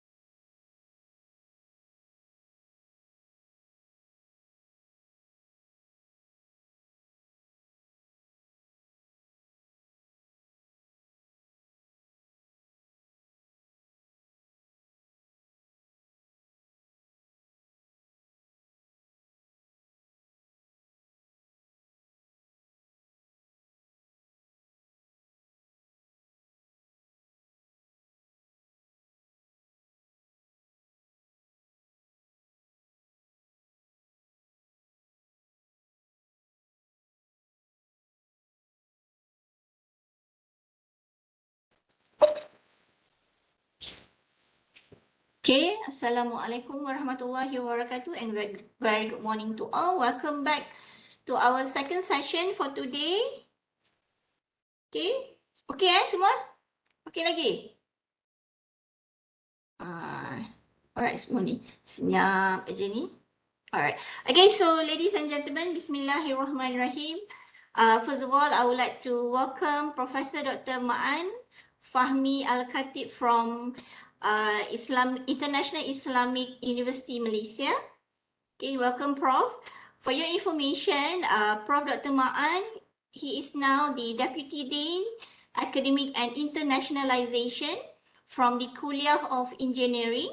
Okay, as I mentioned to you, he is from UIAM. So for all information, for Akri involvement, Professor Dr. Ma'an has had a very big, I would say, a very considerable experience as a chief judge for alternative assessment category, Prof. Betul Prof? Oh, correct. Alright. So without further ado, I would like to call upon Professor Dr. Ma'an Fahmi to share his thought for today. The screen is yours, Prof. Thank you so much. Thank you very much, Dr. Mulyati. Assalamualaikum warahmatullahi wabarakatuh, and good morning, everyone. And first of all, let me thank the Center of Academic Excellence and Scholarship in UTeM for inviting me as a speaker and to share my little experience with Akri, especially with alternative assessment category. Because of time constraint, I will try to go directly into the topic, and thank you for the introduction again. Saya akan guna dual bahasa ya, saya akan campur sikit-sikit ya. Mana yang saya rasa selesa, saya akan guna pakai. Kalau ada yang saya kata tak jelas, please let me know ya, insyaAllah. Okay, so I'm going to speak about alternative assessment, and as we know, we have Akri has been starting since 2017. 2018, and for this category, the alternative assessment, it is the objective of this is to identify alternative assessment methods that have successfully transformed the assessment of the learning outcomes of a course effectively. So the definition is very critical. So it is to show that it has successfully transformed the assessment, meaning that it has been implemented and the results are there to show what has been done with this alternative assessment. As any other category, we have there will be three winners. The first one will earn 10,000 ringgit. The second one will be 5,000. The third one will be 3,000. And they will get a trophy and also a certificate. Probably, I noticed that there was another speaker before me, Prof. Haslinda, and I believe she has covered on the overall other categories, which are innovative curriculum, transformative teaching, and immersive learning. And the fourth one is alternative assessment. The immersive learning, we have three categories, as you all know: virtual, blended, and face-to-face. Now, what do we want to know about alternative assessment? It is defined as a method which is non-conventional form. It's not the conventional form, the paper and pen kind of assessment. It is not limited to summative, and it can be formative, authentic assessment, assessment as learning, assessment for learning, and many other forms of assessment which could be called as alternative assessment. The methods of assessment that succeeded in effectively transforming the assessment of a learning outcome following the definition of MQA framework. And the method used proved to achieve at least one learning outcome for a particular domain, because we know we have 3 different domains. All right. Now, these are some of the examples of traditional versus alternative assessment. The traditional assessment is teacher selected, one right answer, leveled by grade, content specific, sanctioned by time and space, predetermined, So it's like you give time, and maybe in one place they have to sit down and do the exam. Alternative assessment can be open, can be given, of course, with a time, but they can do it. They don't have necessarily to do it in the classroom. And for the alternative assessment, it can be student selected. Actually, it will be highly kind of appreciated if the assessment is selected by the students. Students identify the assessment that they want to use. Multiple right answers, mastery level determined by student, content weaving across multiple disciplines. So it can be, if let's say from engineering, different discipline of engineering, chemical with mechanical, with civil, electrical, and so on, or engineering and other kuliah or other faculties, maybe engineering and education, engineering and economics, or maybe engineering and economics and education. So that also will give a higher value to the alternative assessment. Progress through multiple steps involves public audience, and it could be a multimodal communication. So these are just some of the examples of alternative assessment. So it can be artwork, portfolio, presentations, musical compositions, essays, performances, notebooks, and so on. It's all about creativity. We can even use like portfolios. Some people might say portfolios now are known. They are known, but if you can come out with something new using portfolio, then that will be considered and added onto the existing assessments. For alternative assessments, okay, kita tahu kita ada syarat-syarat untuk Akri. Ada syarat-syarat umum yang perlu diikuti oleh semua calon-calon, dan ada syarat khusus yang untuk kategori yang tersebut. For alternative assessment, it is open for individual and group. You can only have one entry per individual or group of individuals, meaning that the person who is in the application form cannot apply, submit another application under alternative assessment. So if let's say you feel that you want to have another application, the person should leave the group, cannot be in the same group. And but you can apply for another category. Maksudnya, if you apply for alternative assessment, you boleh apply untuk transformative category or any other category. So you can actually do that. It's not advised, because if you have something else to apply this year, and then if you didn't win, then you can apply next year. So you find which category you feel that your application will be more stronger, has more chances, and go ahead with that. For this category, it is required to submit one video, which is not more than 3 minutes, describing the respective project. I will explain about this later on. And this is for all application must be certified by the Vice Chancellor, Rector, President, whatever is the post in the university.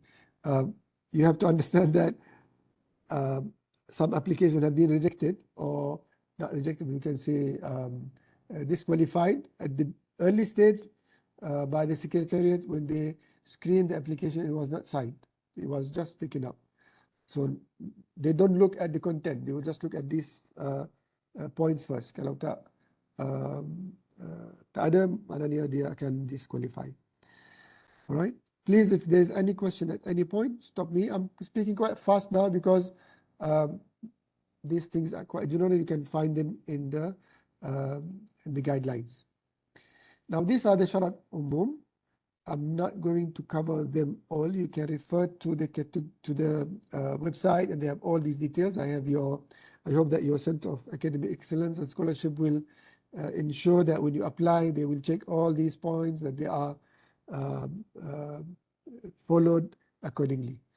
I will just highlight few things which are important, probably also new for this year, because they are different from the previous ones. So all these are the conditions or the requirement for the application.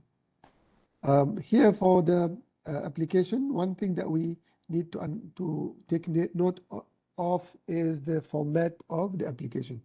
Last time we the application in hard copy. Now it has to be in soft copy in the format of ebook, and make sure it is signed by the Chancellor or Vice Chancellor. Also, the document must be in an ebook format, not more than 100 megabytes. And all your URLs, links must be provided in a shortened form. Jangan bagi yang panjang-panjang. And please, when you do your URL, test it before. And when you do URL shortener, please make sure that you use an app or website which doesn't have limit. Some of them, they will expire after some time. You know, the tiny URL will expire. So please make sure that you test it, make sure that it is open, it will not be expiring after a certain time. And make sure that your links to Google Drive, because now according to the requirement, all must be in Google Drive. You must use Google Drive. You cannot use any other platform. So one of the issues that we had before is that the participants or the applicant, they submit the link and it is not, you need to ask for permission. And I tell you, nobody will ask for permission. It's not accessible, it's not counted. The moment you submit the form, nobody will call you. Nobody will contact you, nobody will ask you to clarify anything. What you submit is what you submit. Right? So please make sure these things are taken care of. Small things, but they are very important. Kalau bagi saya, bila buat semua link-link itu, bagi orang lain cuba buka. Orang yang tak ada akses, because sometimes kita ada akses kalau dalam universiti yang sama, kita ada akses. Kalau bagi orang luar, tak ada akses. I think you understand this, right? Like in UIAM, when we give access, we can give access to anybody has at iiam.edu.my.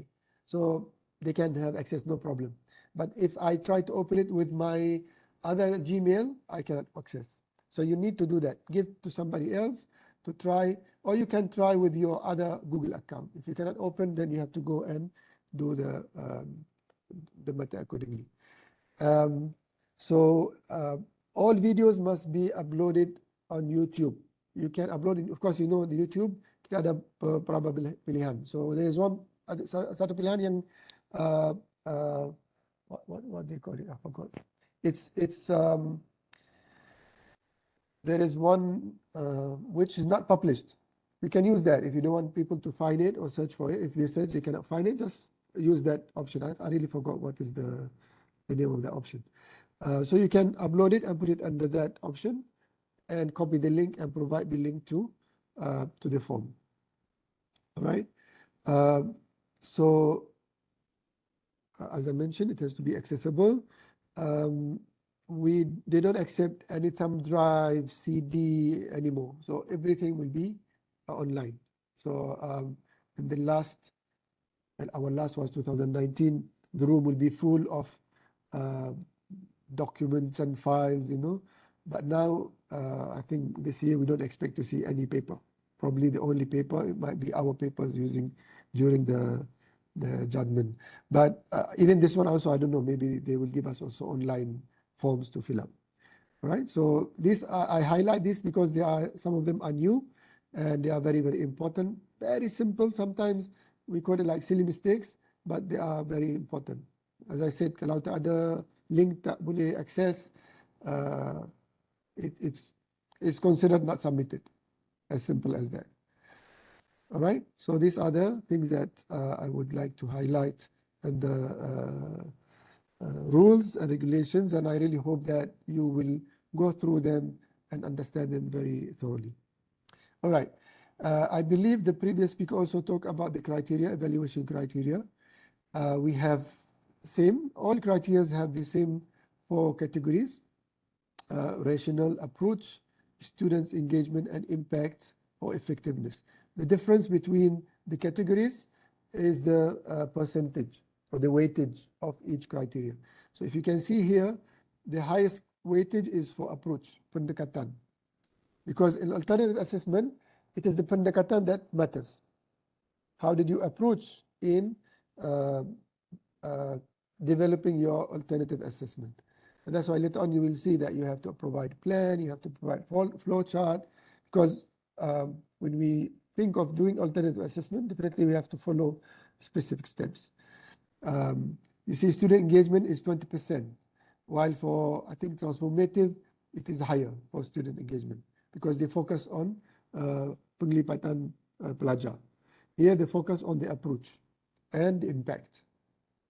So rationale is about the motivation.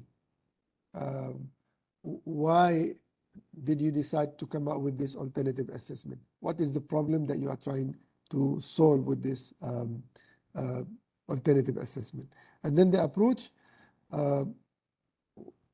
your models you use, the theories you have used, and the rubrics you have created, what are the steps that you have used to come up with this alternative assessment? And then, of course, student engagement, how did this alternative assessment improved? How did this alternative assessment improve the engagement of student? And at the end is the impact or the effectiveness. How much impactful? And we will look later on at the various categories, the various categories under this evaluation. Now, I was thinking of how to share my about alternative assessment criteria. Then I decided that the best way is to go through the form one by one. And I hope that I will be able to do this within time. So we will go one by one and discuss on what do we have in that particular component in the form. All right. So for the forms, now there are two forms. We have the Google form where you have to fill up and add all your attachments. And we have the MS Word form. And this form, the MS Word form, you have to fill up. We have the font, which is Arial 11 single spacing. And this form will be also attached, through the Google form. So your MS Word form, after you isi semua, dah siap, dapatkan signature, dapatkan kesahihan daripada your Vice Chancellor or whatever, and then convert it to PDF and attach it to the Google form. Or you can keep it in MS Word as well, no problem. And then you can attach to Google form. So there is no more hard copies. All will be in soft copies. All right. So far, any questions before I proceed with the application form? Ada soalan? Any question from the members, participant? Belum ada lagi, Prof. Okay. Simpan dulu. Okay, thank you. Okay, of course, in the application form, kita ada, if we look before, we have the name, IC number or passport number. Kalau ada pensyarah yang bukan warga negara, mereka pun boleh, they can also apply. It's open for all, local and international staff, permanent and contract staff. So it's not limited. And number telephone, number fax, email, and so on. Right? Now, the first one is the list of group members, if applicable. If you apply individual, cuma satu orang. Kalau group, you perlu sinaraikan nama semua members. And it's not only that, you have to add the member rule. Maksudnya, apa peranan member itu dalam project ini, because they don't want free riders. So you have to state they are, for example, expert content, proofreader, instructional designer, content developer. Just they must have a role when you put their name, they must have a role in that project. Kalau if it is individual, then of course there is no need to list that. The initiative or information, the title of the project, please make it, not too long, ringkas and clear, contain all the keywords that reflect your project, and what course involved, the name of the course, and probably I don't add the course code as well, but what is important is the course name and the learning outcome that you are using for this particular project. Now, some might ask, can I put 2 learning outcomes? Yes, you can, because the criteria says at least 1 learning outcome. So at least means sekurang-kurangnya 1 learning outcome. Kalau nak taruh 2, boleh. But we have to understand, you put 2, that means you have to add more work. You put 3, that means more work. So if they say minimum 1, just go for 1. Even if you have done for 2, it's okay. Apply for 1 which you feel is give you higher chances. Always aim for the higher chances in your application. See whichever give you the higher chances and apply. And then the project synopsis. All right. And the project synopsis, it must be pretty clear. The synopsis, we understand, kita perlu explain about the project, the content of the project, what does it aim to do, and so on. And it has to be less than 300 or less words. Tak boleh give more than that, because there might be too many applications. We want to limit the time or the judges to be reading. And it has to be very, very clear that they don't need to feel that I wish I can call this applicant and ask what does the applicant mean with this. Nobody will call you, definitely. It's just that we had the chance. I mean, I put this actually because before we came to a point like, it sounds good, but we don't understand what does the applicant want to say here. And we say like, we wish we can call him or call her to clarify, but unfortunately we cannot do that. So when you write, make sure that whatever written there is clear. Jadi kita tak perlu buat apa-apa panggilan. Alright. And as I mentioned earlier, in this category, we need 1 video, 3 minutes video. And it should be included in the proof materials in the application form. Now, what is the purpose of this video? You have to understand the background. In the first Akri, we didn't ask for video. But after we went through the applications, lepas tu kita dengar, we have shortlisted some, and then we call them for the pitching. And when they start explaining, they were quite very good things in the explaining, which were not written there. And probably kalau mereka dah masukkan dalam aplikasi, dalam synopsis and application form, mungkin mereka akan dapat markah yang lagi tinggi. But these things were not mentioned. So we thought, why not we give the applicants another chance to add a video, 3 minutes, to explain more. So in this 3 minutes, do not repeat what you have written. Jangan ulang kali apa yang dituliskan dalam synopsis. Put what you cannot write. Or you cannot write, mungkin kerana 300 patah perkataan tak cukup. So you want to add more. So use the video as a chance, but don't add text lah. Yeah? Make it a video. So make it interesting video. So add these wordings. If there are things that you cannot write, it's better to be shown through diagram or through figure or whatever. Use it. That is your chance in the video.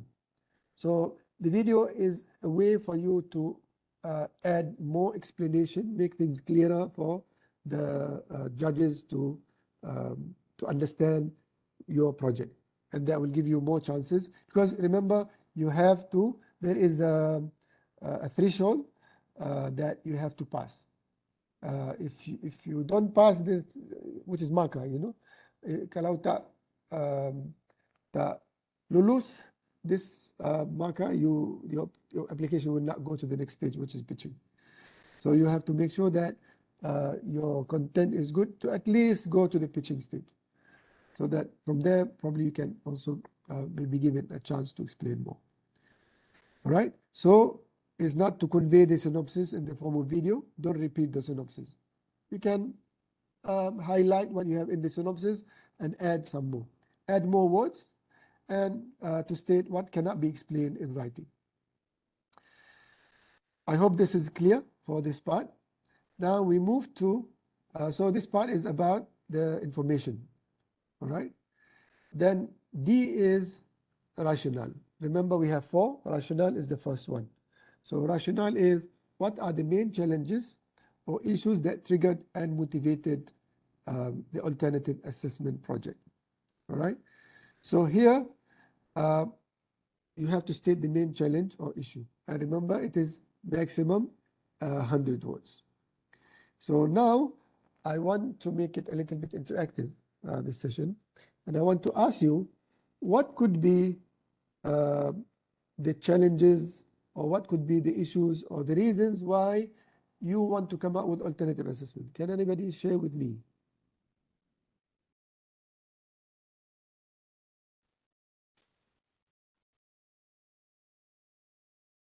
This is a question for the audience. You boleh guna bahasa, you boleh guna English. Arabic also can, if you want to speak Arabic. Any question? Tak ada problem. Sementara Ini ni bukan, saya ini bukan lihat. question, ini saya tanya. Ni orang ni Prof tanya ni. Okay. What are the challenges? Why would I think of alternative assessment? What could be the reasons? Ada orang boleh share? Prof, untuk I think for this category, it is quite hard, Prof. It's not actually. Not many are willing to apply or maybe to try on this particular category, because when it's come to assessment, it's very tedious. I'm not sure. What do you think, Prof? Okay, I put it. I wanted to say this at the beginning as a disclaimer. To say that this category is after the curriculum category. It is the second hardest. It's not because it's tough, because it requires you have to go through all the steps of coming out with assessment. And since you asked this question, let me explain that one of the challenges that we face when we are evaluating the applications is that the applicant focuses more on the activities, not the assessment. So we feel that this person should have submitted in the transformative rather than alternative assessment, because their focus is not on the assessment. They talk about student activity, how they do the activity, but not much on the assessment. In this category, we want to see how did you use the assessment in the activities dalam penglibatan pelajar, but we don't want the activity by itself. If the assessment is not involved, the activity is not counted. So this is one of the actually challenges. So yeah, to some extent, for me, because I'm from engineering, if I want to do this project, I would definitely go and find somebody from education who are expert in, because alternative assessment, you must follow certain steps. But I hope that will not make us feel reluctant to apply. If let's say I don't have anything now, what you can do is you can start preparing from now. Start talking to your colleagues from education. Say, since nobody is responding to this, let me say that some of the reasons on the issues could be like the student. Like sometimes the student involvement is not really that much. I want to improve on my teaching and learning. So I want to improve. The student learning is not that good. So probably I want to come out with an assessment which will help the student learn better. That could be one issue. So the CGP, the results of this course is always low. So I want to increase the student achievement in this course. Saya nak bila dah habis course, pelajar-pelajar semua dah dapat markah yang tinggi. Selalunya markah mereka selalu dah di baris bawah B. So I want to increase the marks. So what I do is I will think of maybe I want to change the assessment. So to make the assessment help the student to learn. So that could be a reason. That could be the challenge. That could be the issue that I'm facing. Maybe the assessment I'm using now is not really good enough. I think I need a better assessment. So I want the assessment to help the student to learn as well, not just to measure how much the final assessment. I want them as they are doing the assessment, they are learning. Or maybe because the current assessment is not engaging much. It's not engaging much. The student penglibatan belajar bila mereka buat assessment tidak puas. That we want to improve in the engagement. So as they are doing the assessment, they are also engaged. Maybe engaging among themselves. Maybe engaging with the instructor. Another reason could be, as I mentioned, low achievement. So the marker is low. And maybe the student feedback. They say this assessment is very difficult. They don't understand the assessment. So that's why they are not able to do it well. So this could be some of the reasons why we want to come out with an alternative assessment. Now, if let's say in your course you have this issue, you can start now. Of course, you might not be able to apply 2020, but you can apply next year. But you can start now, talking to your colleagues from the same faculty or from Kuliah of Education, and discuss with them, and then you come up with a plan, do the assessment, and test it, and prepare your application for next year. So yes, all categories require that, but for alternative for assessment, it might require a little bit more work compared to the other assessment. I hope this answers your question at the same time about the assessment. But again, please do not feel terkejut with this category. Just the chances are high. If you prepare very well for the assessment, the chances are very high, because the applications also are not that much. And I hope that we will not see mix up between alternative assessment and other form of applications related to other categories. All right.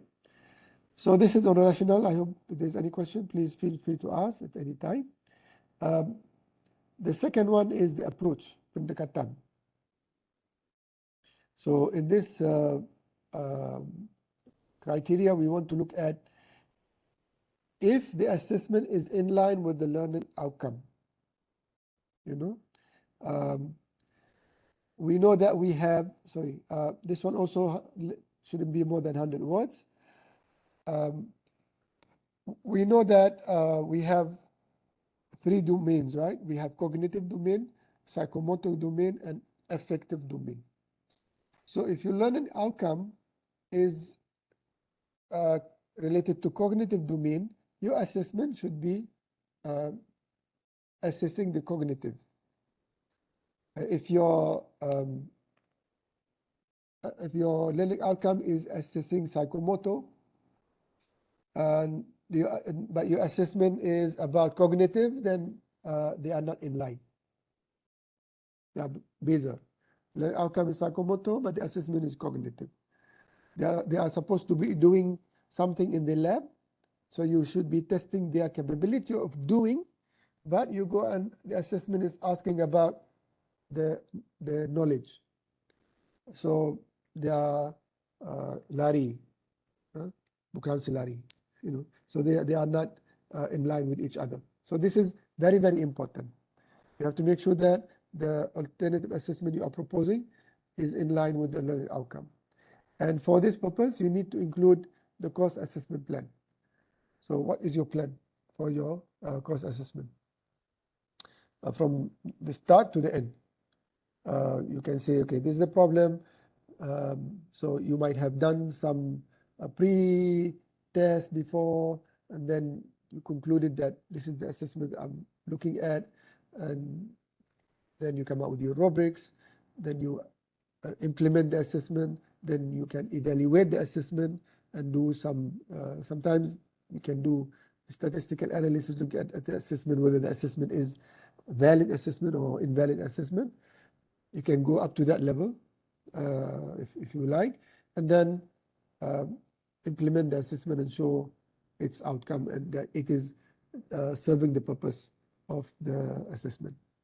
All right, so this is the approach. The first part is it should be in line with the learning outcome, and you must include the course assessment plan. The second one under the approach is it original idea or adaptation? All right, so is it new, totally new? Nobody has done this before. Or it is adaptation, meaning that there is an assessment that has been alternative assessment, like I mentioned earlier. It could be a portfolio, so the portfolio is there, but you adapted the portfolio, but you have done something different. You have added something to it. So if you refer to the literature about, the adaptation, original idea, there are certain criteria that you can look at. Whether you are using it as it is, you are doing some simple modification, or you're adding another component to it, or you are changing it totally. So it's the portfolio, but you are using it for a different purpose altogether. So you have to explain that. If it is original, you have to show that it's original. What is your evidence that it is original?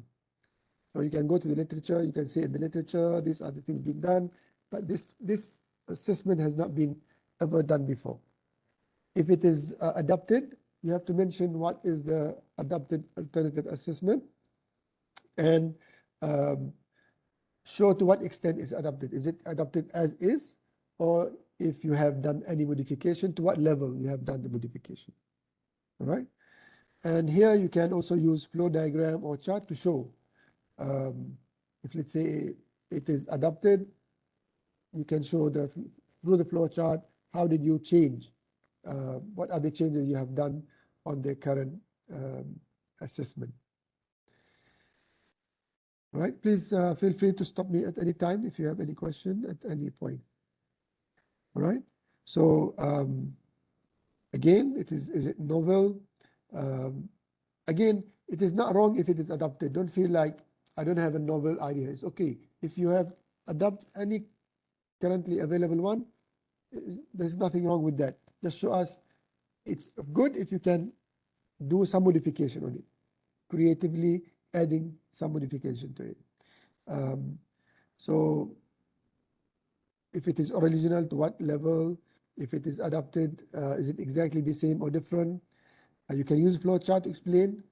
One of the issues that we have is they say novel, but they cannot explain how novel it is. Because you don't expect the jury to find out the novelty in your application. So if whatever you claim, you have to explain clearly and show your evidence that this is novel and explain how novel it is. And if they adapted, they don't explain where they adapted from, where did it originally come from. So it's kind of like hanging. And again, as I told you, the jury will not go and search on the internet to find literature review to see who did it before and what they have done. All right. So if you claim it is original, if you claim it is adapted, you must show the evidence that it is original or it's adapted and where it is adapted from. All right. So here we have it. You must show evidence. This is an item where it requires evidence. So you must show an evidence for this item. Wherever I put evidence, that means you must have an evidence for this item. The third component on approach is what types or forms of assessment are used. So as I mentioned earlier, it could be there are different types of assessment.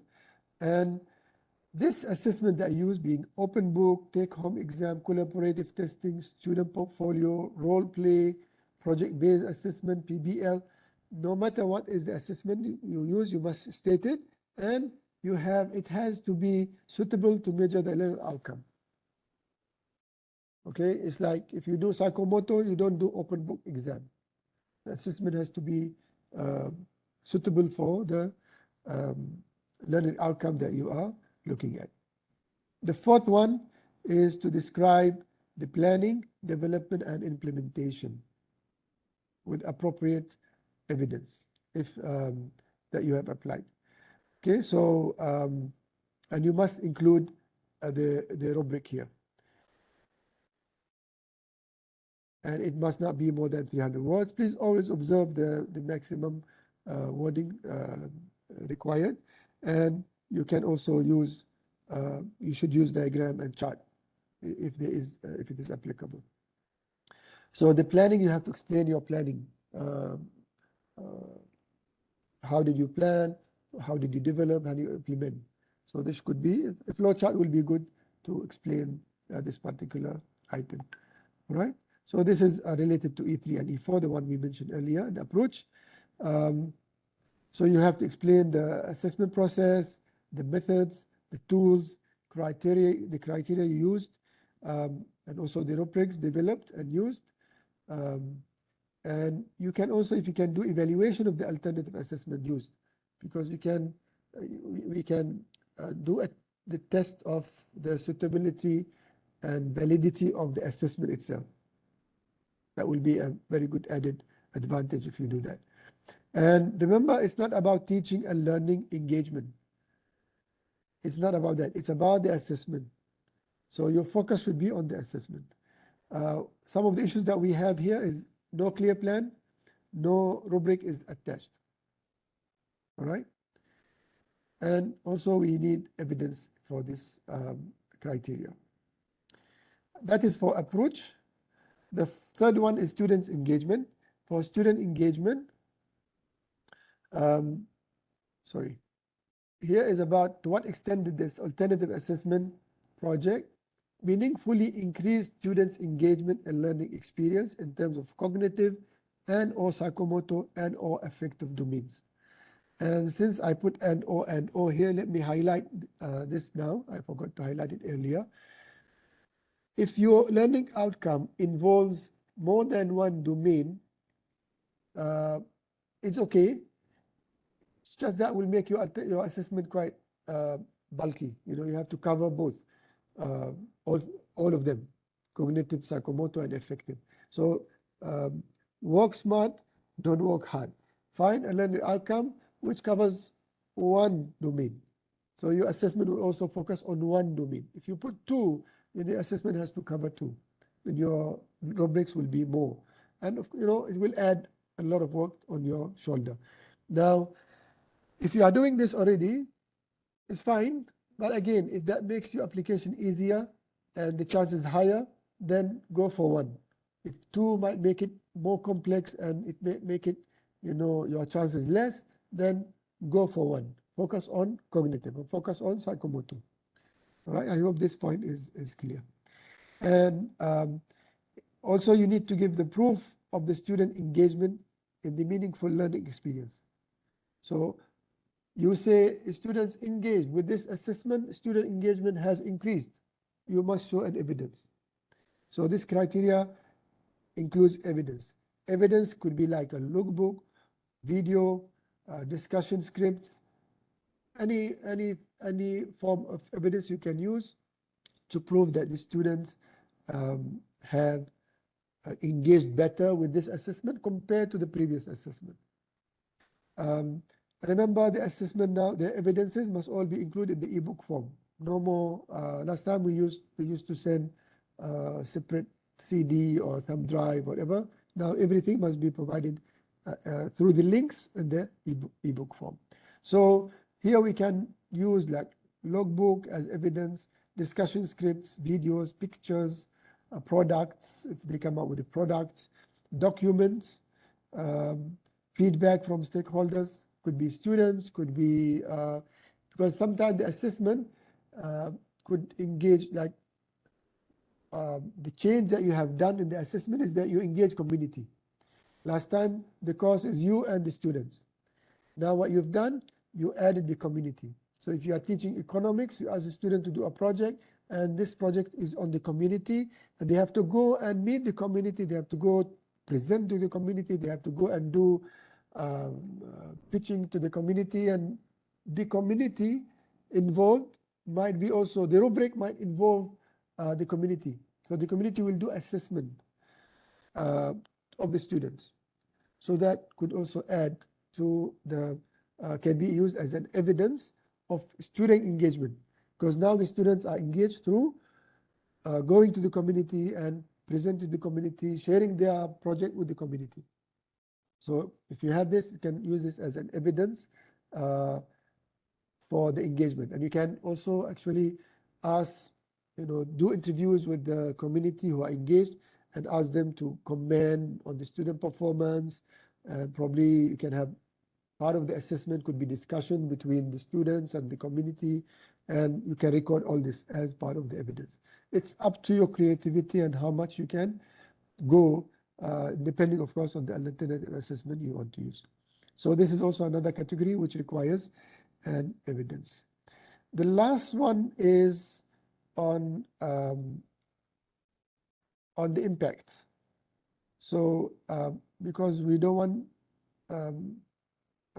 to win the award, it must have good impact with all the other. And remember, the impact carries 30%. So it's quite high, second high criteria among the four. So this is about how far will this alternative assessment project assess the actual capabilities of students in achieving course learning outcomes compared to the previously adopted assessment. So this one you can show results of the students, say showing that the previous semesters, the results always, as I mentioned earlier, always B and below or C and so on. But with this assessment, it has increased. So the results now you can see B plus and A minus and so on. You can also use students' feedback to say that this assessment make me understand better. I feel more clear about this subject with this assessment. And if they can explain how did assessment help, it will be also good to show how did the assessment make them understand better. Maybe, as I mentioned earlier, because they have to work with community. So engagement with community. The community could be, if let's say they are from a business school, they meet people in the business line and they give them feedback that make them understand more about the topic. So that is sharing this can give an advantage on how impactful this alternative assessment was, and how far this alternative assessment project can be disseminated in terms of users. For example, the more, let me say it this way, sometimes the assessment is very rigid in the sense that it can be only used for this field, only in business. If I take it for engineering, I cannot use the assessment. That's fine, it's okay. But to get higher marks, because we also have rubrics for when we evaluate the applications. So like any other rubrics, you will have 1, 2, 3, 4. So if the assessment is only for one field, you can imagine it will be more to the left. But if kalau dia boleh diguna pakai oleh displaying line, that will give it a higher advantage. Now, some of you might ask, so do I have to test it? If it is tested with other field, that's very good. It will give you higher marks. If it is not tested, explain and convince the jury that it is okay, it can be used for any other field. So if your explanation is clear enough, it can be a good reason to say, yes, this rubric can be used for other fields. Just explain how it can be used for other fields, why it is not limited to your field. All right? And better if it is being used in your institution, it is already used. Maybe you say, okay, let me share it with my colleague in other kuliah, in other faculty, and they use it and they show that it's working well. Better even if you prepare it, you do it in UTeM and you give it to me in IIUM and say, can you please use this assessment in your course and let us see how it works with your students and at your institution, at your kuliah or at your faculty. All right. So these are the way we can show the impact through GPA, student testimony, products, documents, feedback, and statistics. So these are all these criteria that can be used or methods that can be used to show that it is impactful. Or I still have impact.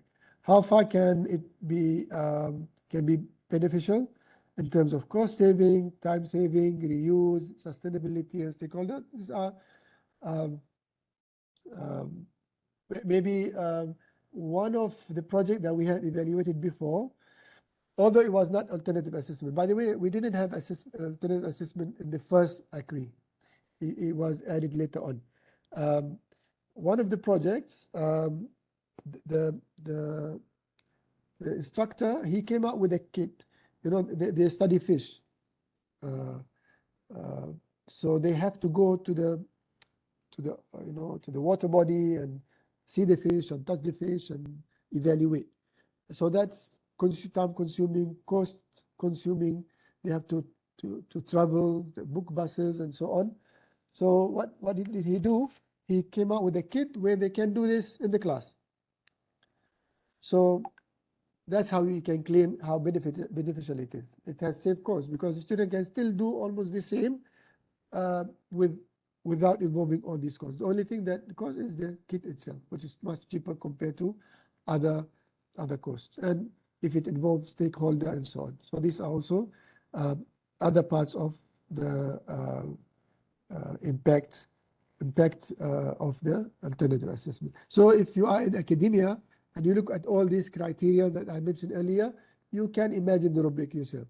You know what kind of rubric is used to evaluate this form. All right. Again, this one must show evidence. You cannot claim it saved a lot of cost, very good. We involve industry, we involve business.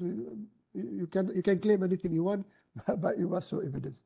Without evidence, it will not be counted. All right. That's all from me. And thank you very much again. This is my email. This is my contact number.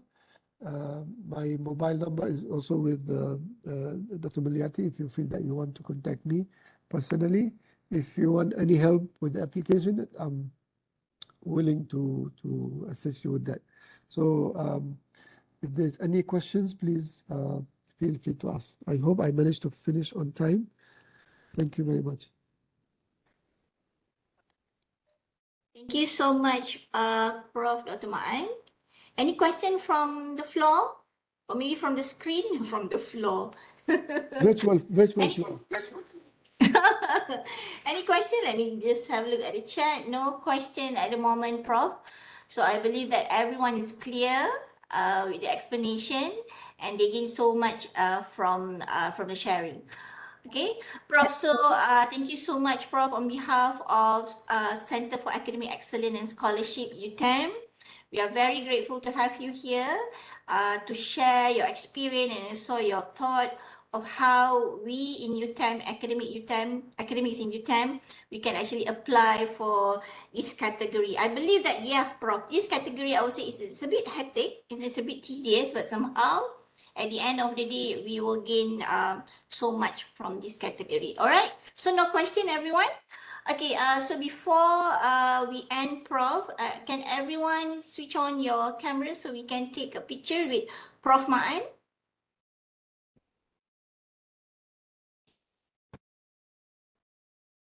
All right. Yeah, Prof Zaida is also here. Hi, Prof Zaida. How are you? Zaida, how are you? Fine, Alhamdulillah. Okay, Isham, dah ready Isham? Nanti Isham kira ya. Betul.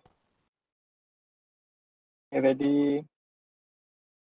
1, 2, 3, senyum. Okay, one more. Okay, ready. 1, 2, 3, smile. Alright, thank you. Thank you again, Prof. Ma'an, for your Thank sharing. you. Hope to Thank you see very you much for the again in the invitation. I future. wish you all the best, and I hope to see many application for this, inshallah. Okay. Good luck, Wassalam. Prof. Zaida. Bye bye, Farman.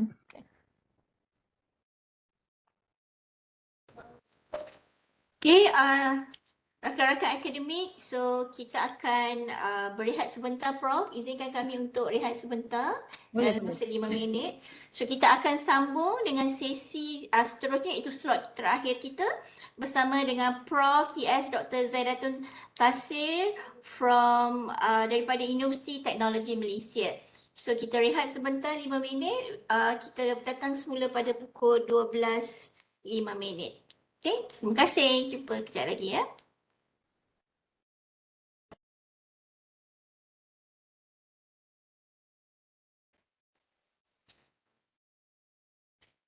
Isyam, nanti Isyam boleh tanya dengan Prof. Zaida kalau Prof nak share dulu. Prof. Zaida? Sekejap, saya share slide. Okey, Prof nak cuba slide dulu. Okey. Isyam tolong bantu Prof ya, Isyam ya. Saya keluar, saya rehat sekejap. Keluar sekejap toilet.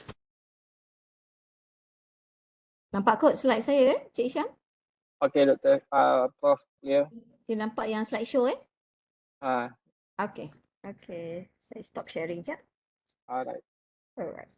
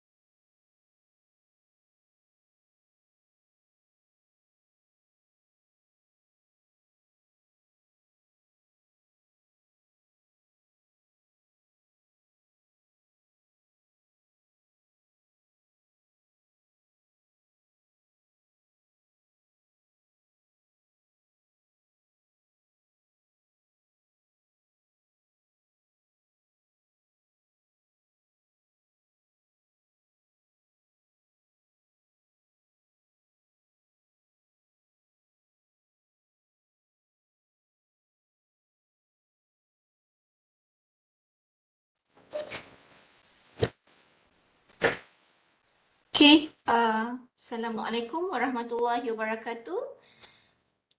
So, terima kasih untuk semua akademik UTeM, staf akademik UTeM yang masih lagi orang kata bersama dengan pihak CAES untuk slot yang terakhir bersama dengan Profesor TS Dr. Zaidatun Tasir. Izinkan saya memperkenalkan sedikit tentang Prof. So, Prof sekarang ialah dekan di Fakulti Sains Sosial dan juga Kemanusiaan Universiti Teknologi Malaysia. Buat pengetahuan semua, Prof pernah dinobatkan sebagai pemenang untuk kategori pengalaman pengajaran imersif Prof pada tahun 2019. So kami semua berharap dengan pengalaman dan juga orang kata pengalaman yang Prof ada dapat membantu rakan-rakan UTeM bagi penyediaan untuk penganugerahan ini. Okay, so saya serahkan skrin kepada Profesor TS Dr. Zaidatun Tasir. Silakan Prof, the screen is yours. Okay, terima kasih kepada Dr. Mulyati. Sedik pertama, terima kasih diucapkan kepada Pusat Kecemerlangan dan Akademik yang menjemput saya untuk berkongsi pada hari ini mengenai penyertaan Akri dan juga yang saya hormati semua Profesor Madya, Doktor dan juga rakan-rakan di UTeM yang menghadiri sesi perkongsian pada hari ini. Okey, saya share slide sekejap dan nanti boleh dapatkan bahan. Saya ada sediakan link bahan seperti mana di QR code dan juga URL yang ditulis di situ, dan nanti saya akan concentrate on apa yang saya sertakan di dalam folder sebab agak banyak juga bahan yang saya sediakan because sebelum ni pun beberapa sesi saya telah menyampaikan sesi sebagai contoh. Saya rasa nampak kot GD saya nampak ni. Okey, contohnya di dalam folder ni nanti saya ada bahan Akri Zaida. This is all my materials when I actually submitted my Akri application form in 2019. So there are samples of my application form, the portfolio, the poster that I prepared, the slide for pitching, and also the 2 minutes video. When you've been listed as a finalist, you have to prepare 2 minutes video. Then of course, beside that, in the same folder also the slide for today, and also I managed actually to download all the Akri application form for category Pembelajaran Imersif, so that you can refer to this form. The current form, this 2002 form, and of course another ones that I managed to download all the I think more than 32 finalists in 2019 video, which is actually when I download it, I save it because it's quite challenging to find them through YouTube. So I put it in one place. But this is not all under immersive learning category. This is actually a combination of curriculums, immersive learnings, and transformative teaching, and also assessment. So you can actually browse into it, okay? I might going to just allow for all of you to download it and to view it temporarily, because after that I have to off it because it's actually been parked in my GD. Okay, let us go back to the slide. Okay, so the today's sessions that I would like to share, dan feel free kalau ada nak stop saya ke nak tanya boleh. Saya rasa is more on two ways and informals. So it's more on sharings, session on Akri participation. So how do I actually involve in Akri, and how do I actually challenge myself to join Akri? And I also managed to secret this link. I think before this has been delivered by Prof. Ma'an. In 2020, during our pandemic COVID-19, I believe Ministry of Higher Education has a sharing session on Akri. So if you go to this URL or you scan the QR code, you can see the video, complete video about sharing session by the Ministry of Education by Prof. Dr. Azia, and also Dr. Lim, Dr. Shahriza, and also Professor Dr. Ma'an, who's actually the previous winner for Akri, and some of them is actually the head of jury of Akri competition. And I think this week there will be a sharing session, and next week from the winners of Akri that will be handled by the Ministry of Higher Education. Okay. So kalau kita lihat dalam kategori immersive learning, actually in Akri ada 4 kategori. First is curriculum program pengajaran inovatif. The second one is pengajaran transformatif. The third one is pengalaman pembelajaran imersif. Pengalaman pembelajaran imersif dibahagikan kepada 3. First is face to face, second is virtual, the third one is blended. So pengalaman saya menyertai pengalaman pelajaran imersif menerusi kategori maya pada 2018. 2018 saya menyertai immersive learning but virtual learning. Be listed as finalist but not receive any recognition lah, saya tak menang 2018.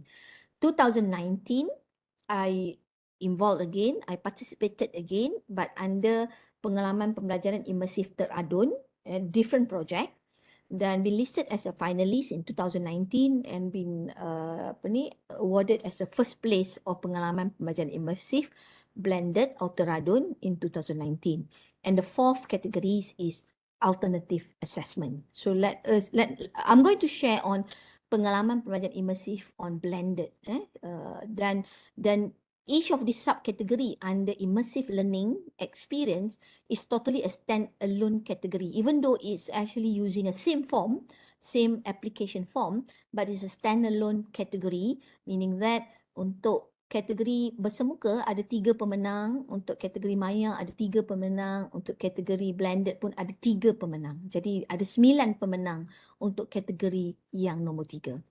So, kalau kita berkata tentang imersif, okay, one of my tips yang saya nak beritahu adalah bila kita memasuki pertandingan Akri, kita kena reflect kategori yang kita sertai. Okay, maksud dia kalau kita masuk kategori pembelajaran imersif, kita kena tahu inovasi yang kita buat mesti fokus on learning, mesti fokus on student, not fokus on teachers like instructor macam kita lah.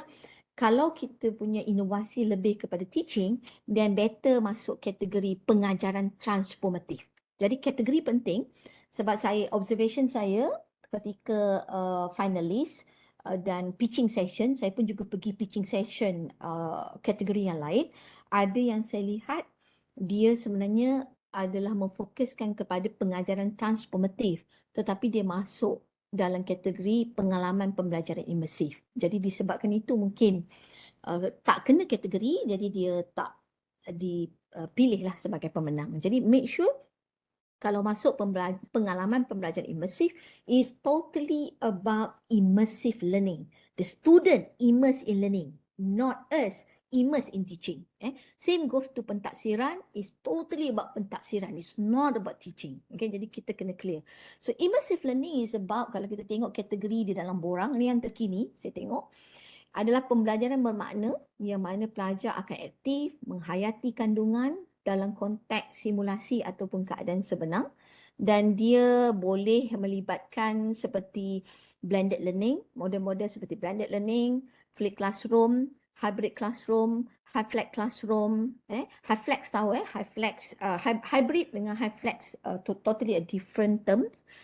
Because of COVID kita agak popular dengan high flex. High flex is where in a class you have a student face to face, at the same time you have student in WebEx. That is high flex. But hybrid is more, and that might be in 14 weeks of your lecture. Sometimes you have online, sometimes you have offline, and so on. Jadi some use the same term lah for high flex, but usually high flex ada difference daripada hybrid. And flipped classroom, everybody know flipped classroom.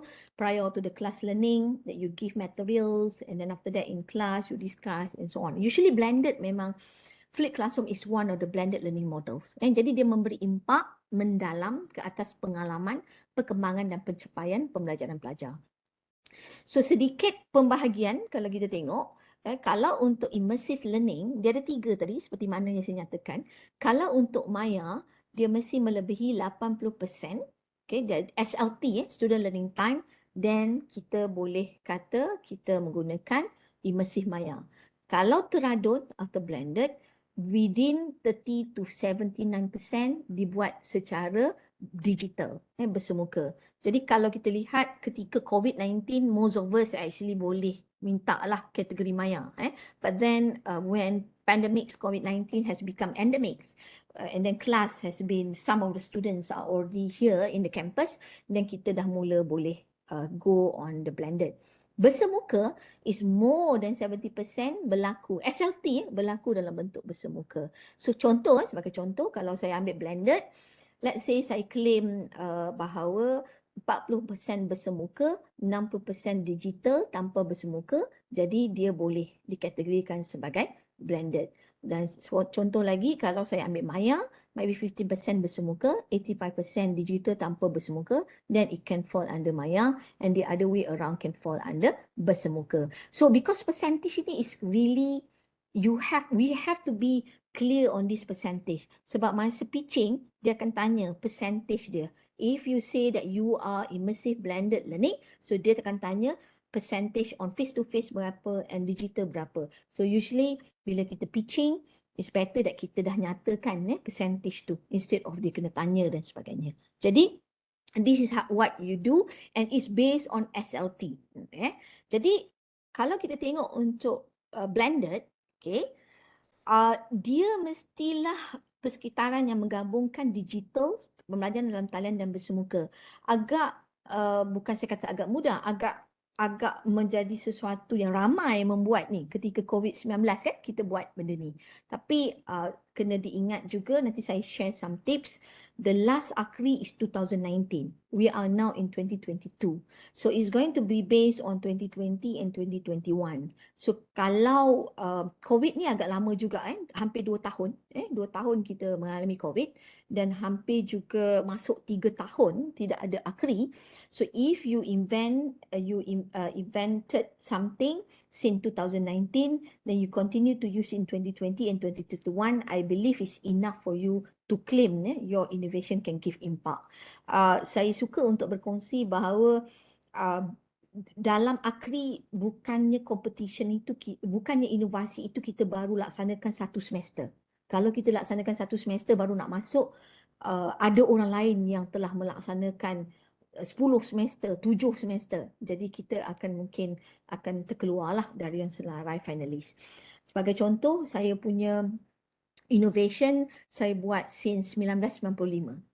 Since 1995. Tapi tidaklah mengatakan you kena buat sampai 10 tahun. No. Ada juga yang baru buat 5 years, 3 years. But not 1 semester. Kebetulan saya agak lambat untuk menyertai Akri kerana kesibukan menjawat jawatan pentadbir akademik since 2004. And then tak sempat nak collect all the documentation and so on. But 2019 saya turun sebagai pentadbir sekejap dalam 6 months. And after that been appointed again as pentadbir akademik. So during that 6 months tu, I managed to collect everything and to analyze the data and so on. Okay, so it must reflect one learning outcome, at least one learning outcome. You know that in our course outline, we have might be 3-4 course learning outcome. Learning outcome gitu tu. At least you buat innovation ni menyentuh 1 learning outcome, that's enough. Jadi kena, because dalam borang tu dia akan tanya apa learning outcome tersebut yang kita buat innovation tu, and it must give impacts to students' experience and performance in learning, not on us. You don't actually explain, you improve your teaching. No, you must focus on student learning. Sebab apa? That is very important. Okay. Sedikit saya capture sedikit bahagian borang. Dalam senarai form dia letakkan limit. Sebab apa saya nyatakan ni? Penting sangat. Jangan menambah row.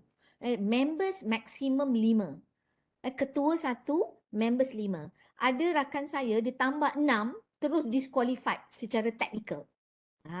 Jadi memang sebab apa? Penyertaan ramai, dan saya yakin kali ni Akri kali ni lagi ramai. Okay? Sebab 3 years kita tak ada Akri.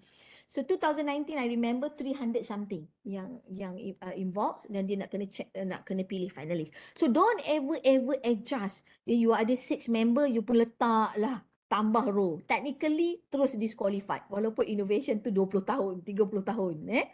So kemudian dia akan tanya kat sini peranan. Peranan is very important. So you have to know whether your members as a content expert, instructional designer, content developer, content expert, proofreader, boleh. Jadi kena letakkan peranan tu balance among the members. Okay.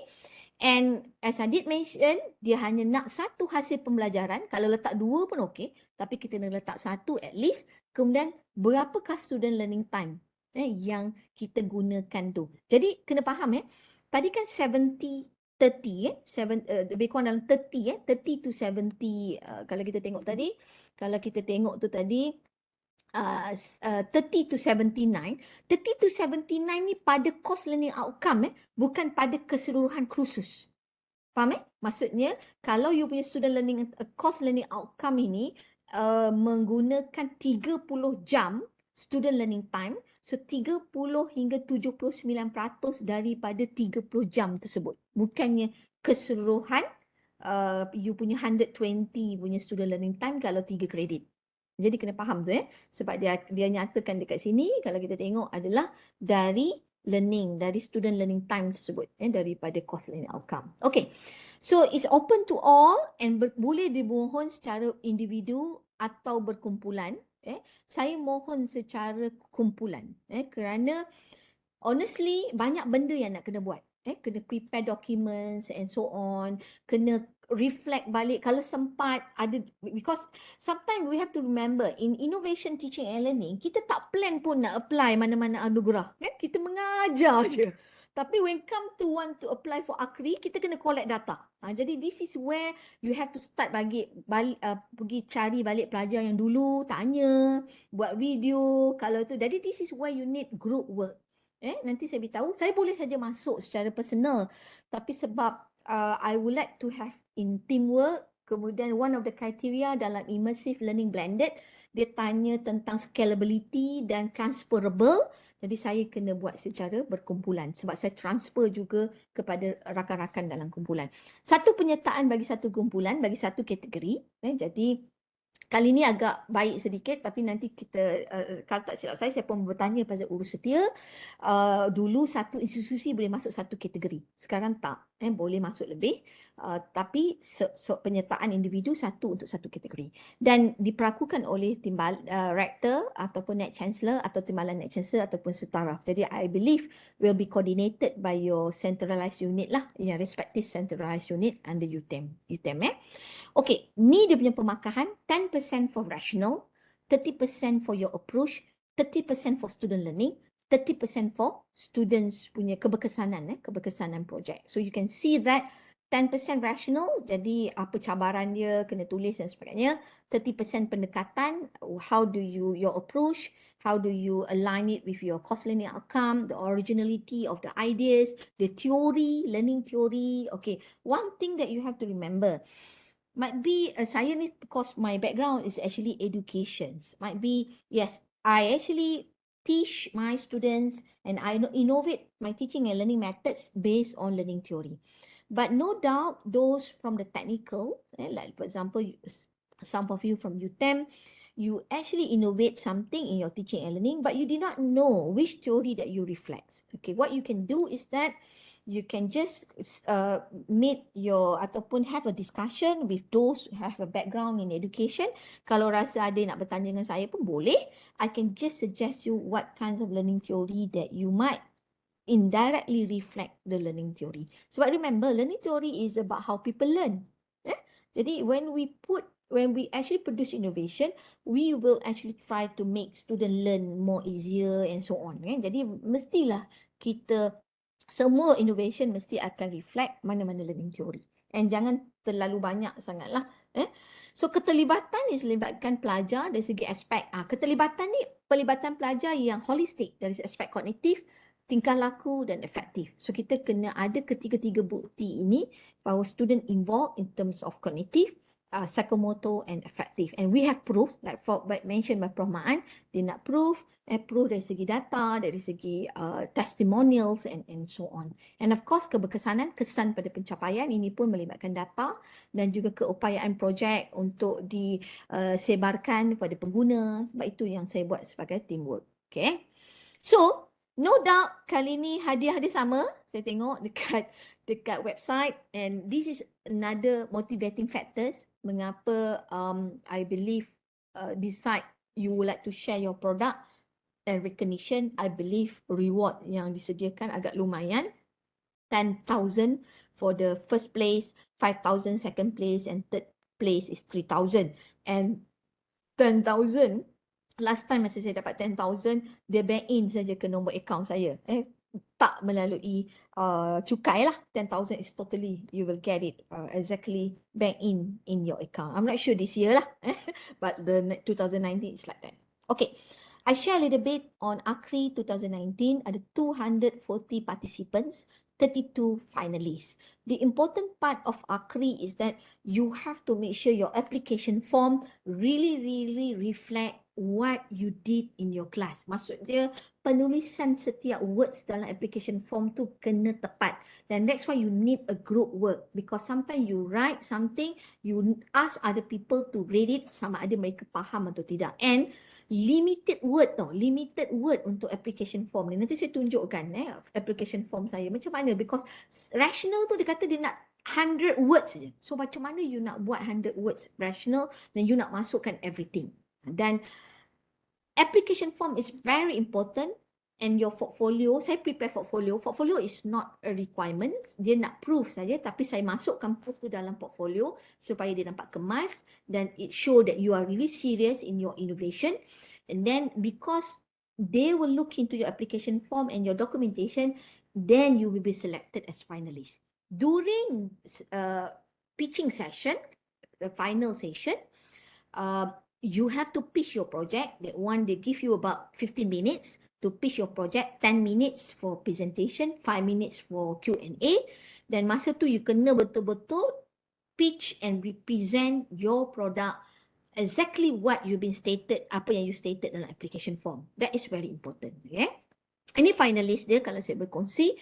Kategori pengalaman pembelajaran imersif, mungkin dengan melihat finalis-finalis ni dan tajuk-tajuk ni memberi idea kepada kita apa tajuk-tajuk yang boleh masuk. So saya punya tajuk is in Malay, saya buat Inogogi, inovasi pembelajaran imersif menerusi pedagogi inovatif dan teknologi. Okay, so itu saya punya tajuk dan saya letakkan pembelajaran imersif. Boleh tengok kat sini semua tajuk dekat sini kalau kita tengok ada perkataan learners, ada perkataan learning, tengok ada perkataan learning, dan ada learning. Jadi make sure that in your title ada learning, because kita masuk immersive blended learning. Kalau dia pengajaran transformatif, then you must have a word of teaching or instruction. Jadi that's why you can see learning. Jadi itu adalah satu tips yang saya share lah. Okay. Tips for winning the project before saya akan share saya punya project yang saya diberikan pengiktirafan pada 2019. First, you have to focus on the uniqueness of your project. What is the unique of your project? What is the difference between your project and other project? So you kena tahu the uniqueness of your project.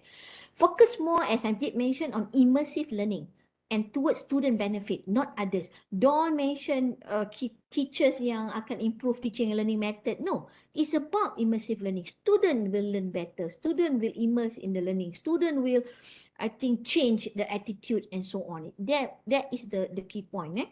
Show holistic impact. Impact tu mesti holistic, not only on cognitive but psychomotor and affective. Simple. Cognitive, kalau performance is about cognitive. Okay, and then measuring the effectiveness must have pre and post test. Dia akan tengok sebelum guna you punya innovation tu apa dia punya pemakahan pre-test dia, dan you bagi innovation apa jadi pada post-test. Dia mesti pre, your treatment and your post-test. One is cognitive. Psychomotor is more on dia punya dia punya physical improvement. Apa improvement pada physicalnya? Dia jadi aktif, dia jadi lebih kata orang lebih we call it lebih menyumbang idea dan sebagainya. Itu adalah kepada psychomotor is one thing kan laku. Kalau subject you is on technical, macam subject saya programming, then I can see the technical part on programming skill to has been improved a lot. Effective is feelings like respect, values, and what is the effects towards your innovation, to what is the effects towards the effective factors. Follow the requirement, please follow, jangan adjust. And for example, dia kata rational 200 words, make sure you highlight the write up, then you tengok dekat word count, betul-betul 100 words. Kalau 101 words, terus disqualified. Less tak apa.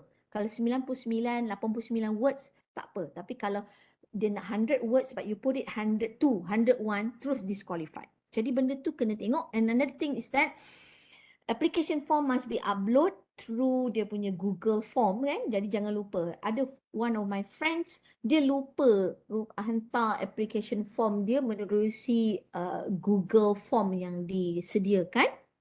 And dia lupa upload. Dia hantar print out tapi disqualified secara technical. Jadi benda-benda macam tu sebab application banyak. So align between information stated in the application form versus pitching slide. And this is very important. What you put in your application form must be reflect later in your pitching slide bila you've been selected as a finalist. Provide complete proof of ideas and concept. You have ideas, you innovate it, then you have to show it. You have to show the proof of ideas and concept. Okay, documentation yang saya sediakan di dalam Teknologi saya, this is my group members. Saya involve group members yang ada, dan pada tahun 2019, if I'm not mistaken, form tu dia benarkan 6 members. 2000 what you call it, 2000 now saya tengok tempat tu hanya 5 tempat sajalah members. So I have complete application form, portfolio of my project. Sebelah kanan ni my portfolio, saya prepare portfolio. So that's why I need members. Okay, because I need other of my group members to prepare the portfolio. Portfolio ni simple saja, saya sediakan dalam PowerPoint je pun. Tak ada guna software-software yang canggih pun. And 2 minutes video of the project if you've been listed as finalist. Website, YouTube channels for sharing proposals, because one of the criteria of immersive learning, dia kata transferable. So how do you transfer your innovative idea, innovative methods to others? So through website lah and YouTube. So saya memang ada buat website ni. I call it as Inogogi punya website for sharing. I share all the findings to share to all. Okay, itu yang saya buat. Okay, so this one saya skip dulu sebab ini adalah video. Sekejap, saya skip dulu sekejap sebab ini adalah video saya yang has been listed as finalist. Nanti saya akan tunjukkan di hujung because kita pergi dulu kepada komponen. Okay, this is my slide masa saya pitching. Masa saya slide pitching. So this is the titles and then my rationale or project, concise saja. So rasional saya kata 20 to 30% of my students, they fail in programming courses that I taught since 1995. Then some of my students also lack in terms of computer literacy, because they actually came from different background, and their knowledge, their skills that varies from different area. Jadi this is why I have this project. And then this is the approach. Since this is actually almost more than 15 years, is 20 years punya project. So saya memang menggunakan pendekatan yang pelbagai, but is all under the umbrella of innovative pedagogy. Sebab itu saya guna innovative pedagogy, because innovative pedagogy covered reflective learning, social collaborative, pedagogy, problem solving, play classroom. Itu semua innovative pedagogy. Then I embed all the innovative pedagogy into the technological tools, which is actually varies juga, like Facebook, learning management system, blog, apps, and juga Flipgrades. Ini antara yang saya gunakan sepanjang hampir 25 tahun jugalah, together with my members. So pendekatan, I have this because it's blended. So I claim my innovation is 50% online and 50% offline. So how do I show it? Through this cycle. You can see that first I have an online activities for that for that course learning outcome. Kemudian saya ada offline session in the class. Then I have back online session through the chat, through Facebook page, through blog. And also I have self-reflection through online, and after that I have a report, and students have to prepare report. So this is the cycles that I innovate. I call it as 1 to 2 weeks learning cycle for immersive blended learning. To make it immersive learning, so I actually design this framework to make it clear how it actually reflect blended learning. It started with online, offline, online, and online. Okay, tu saya tunjukkanlah untuk blended. One of another category dia tanya scalable. So how do I scale it? I scale it since 1995 till 2019 through various courses. Sebab kalau saya hanya masuk secara individu, involve only saya, jadi kelas tu ada melibatkan tak banyak macam ni lah. Tapi sebab since 2004 and 2006 I've been fakulti pairkan saya dengan pensyarah-pensyarah baru untuk mengajar. So they are using my methods in the second half of the class. Bukan first half saya mengajar, the second half dia mengajar. Jadi when they use actually my innovative pedagogies to activities and so on, that's why saya invite mereka menjadi group members. So this is where I show it in the diagram. Imagine if I did not prepare this as a diagram like this, every single word ni counted. Sebab apa? Kan saya kata tu tadi, limited word for each section in the form. So by having this diagram, saya dah boleh memenuhi lah. Sebab apa, word ni semua tak kira bila dia diagram. Bukanlah saya menipu, tapi saya diagram is much better to show the process. Another category is transferable. How do you transfer it to other classes? So I show to them is that the orange one is my courses. The green one is not mine. This is courses have been conducted by my group members. Okay, that's why saya involvekan group. And I have a website here. Maybe later on you can visit this website. Okay. And students' involvement will involve holistic punya domains of knowledge. It involves cognitive. It involves psychomotor, fieldwork, peer teaching, expert interview. That is a part of activity that inject or reflect psychomotor. Affective is about emotional intelligence, feeling, perception. Because dalam SLT yang saya fokuskan is about group work. Saya memperkenalkan inovatif pedagogi dalam group work punya activities. This is how I show it. How do I show? I reflect kognitif, mengisi tugasan, aktiviti autentik yang saya disampaikan. How do I actually reflect psychomotor through a scenario based, kerana mereka kena buat field works. Jadi it will reflect their psychomotor when they actually involved in the inogogi punya proses. And effective is when they actually have to deal with their friends sebab ada group work. So this is where they have to know the personality, feelings of their group members and so on. Okay, and I did mention here purata post dalam forum perbincangan because saya gunakan forum perbincangan as parts of online punya platform. So it's about 453 in a month. So it's quite interesting lah to show student involved actively in this project. Testimonials, you have to find the testimonial that reflect the innovative pedagogy that you mentioned kan tadi. Contohnya saya self-reflection. Jadi saya memang ambil mana-mana yang ada represent to reconfirm. This testimonial is just to reconfirm that saya memang menggunakan ini dalam kelas saya. This is one of comment my students about our peer activities and self-reflection activities through Kategori. This is another comment by my student about specific apps. Kalau komen ni tak ada sekarang, kalau you masih lagi boleh contact your student, just contact mereka. You will get new comment because as I did mention, in teaching and learning, we never plan to involve in any teaching and learning competition. But since Akri is there, why not challenge our staff to participate in this competition? But then of course, you need more works to do to collect some data and so on. I also managed to collect the performance of students in my class from 2009 to 2019. Before that, saya tak manage to collect because masa tu kita tak guna sistem sangat.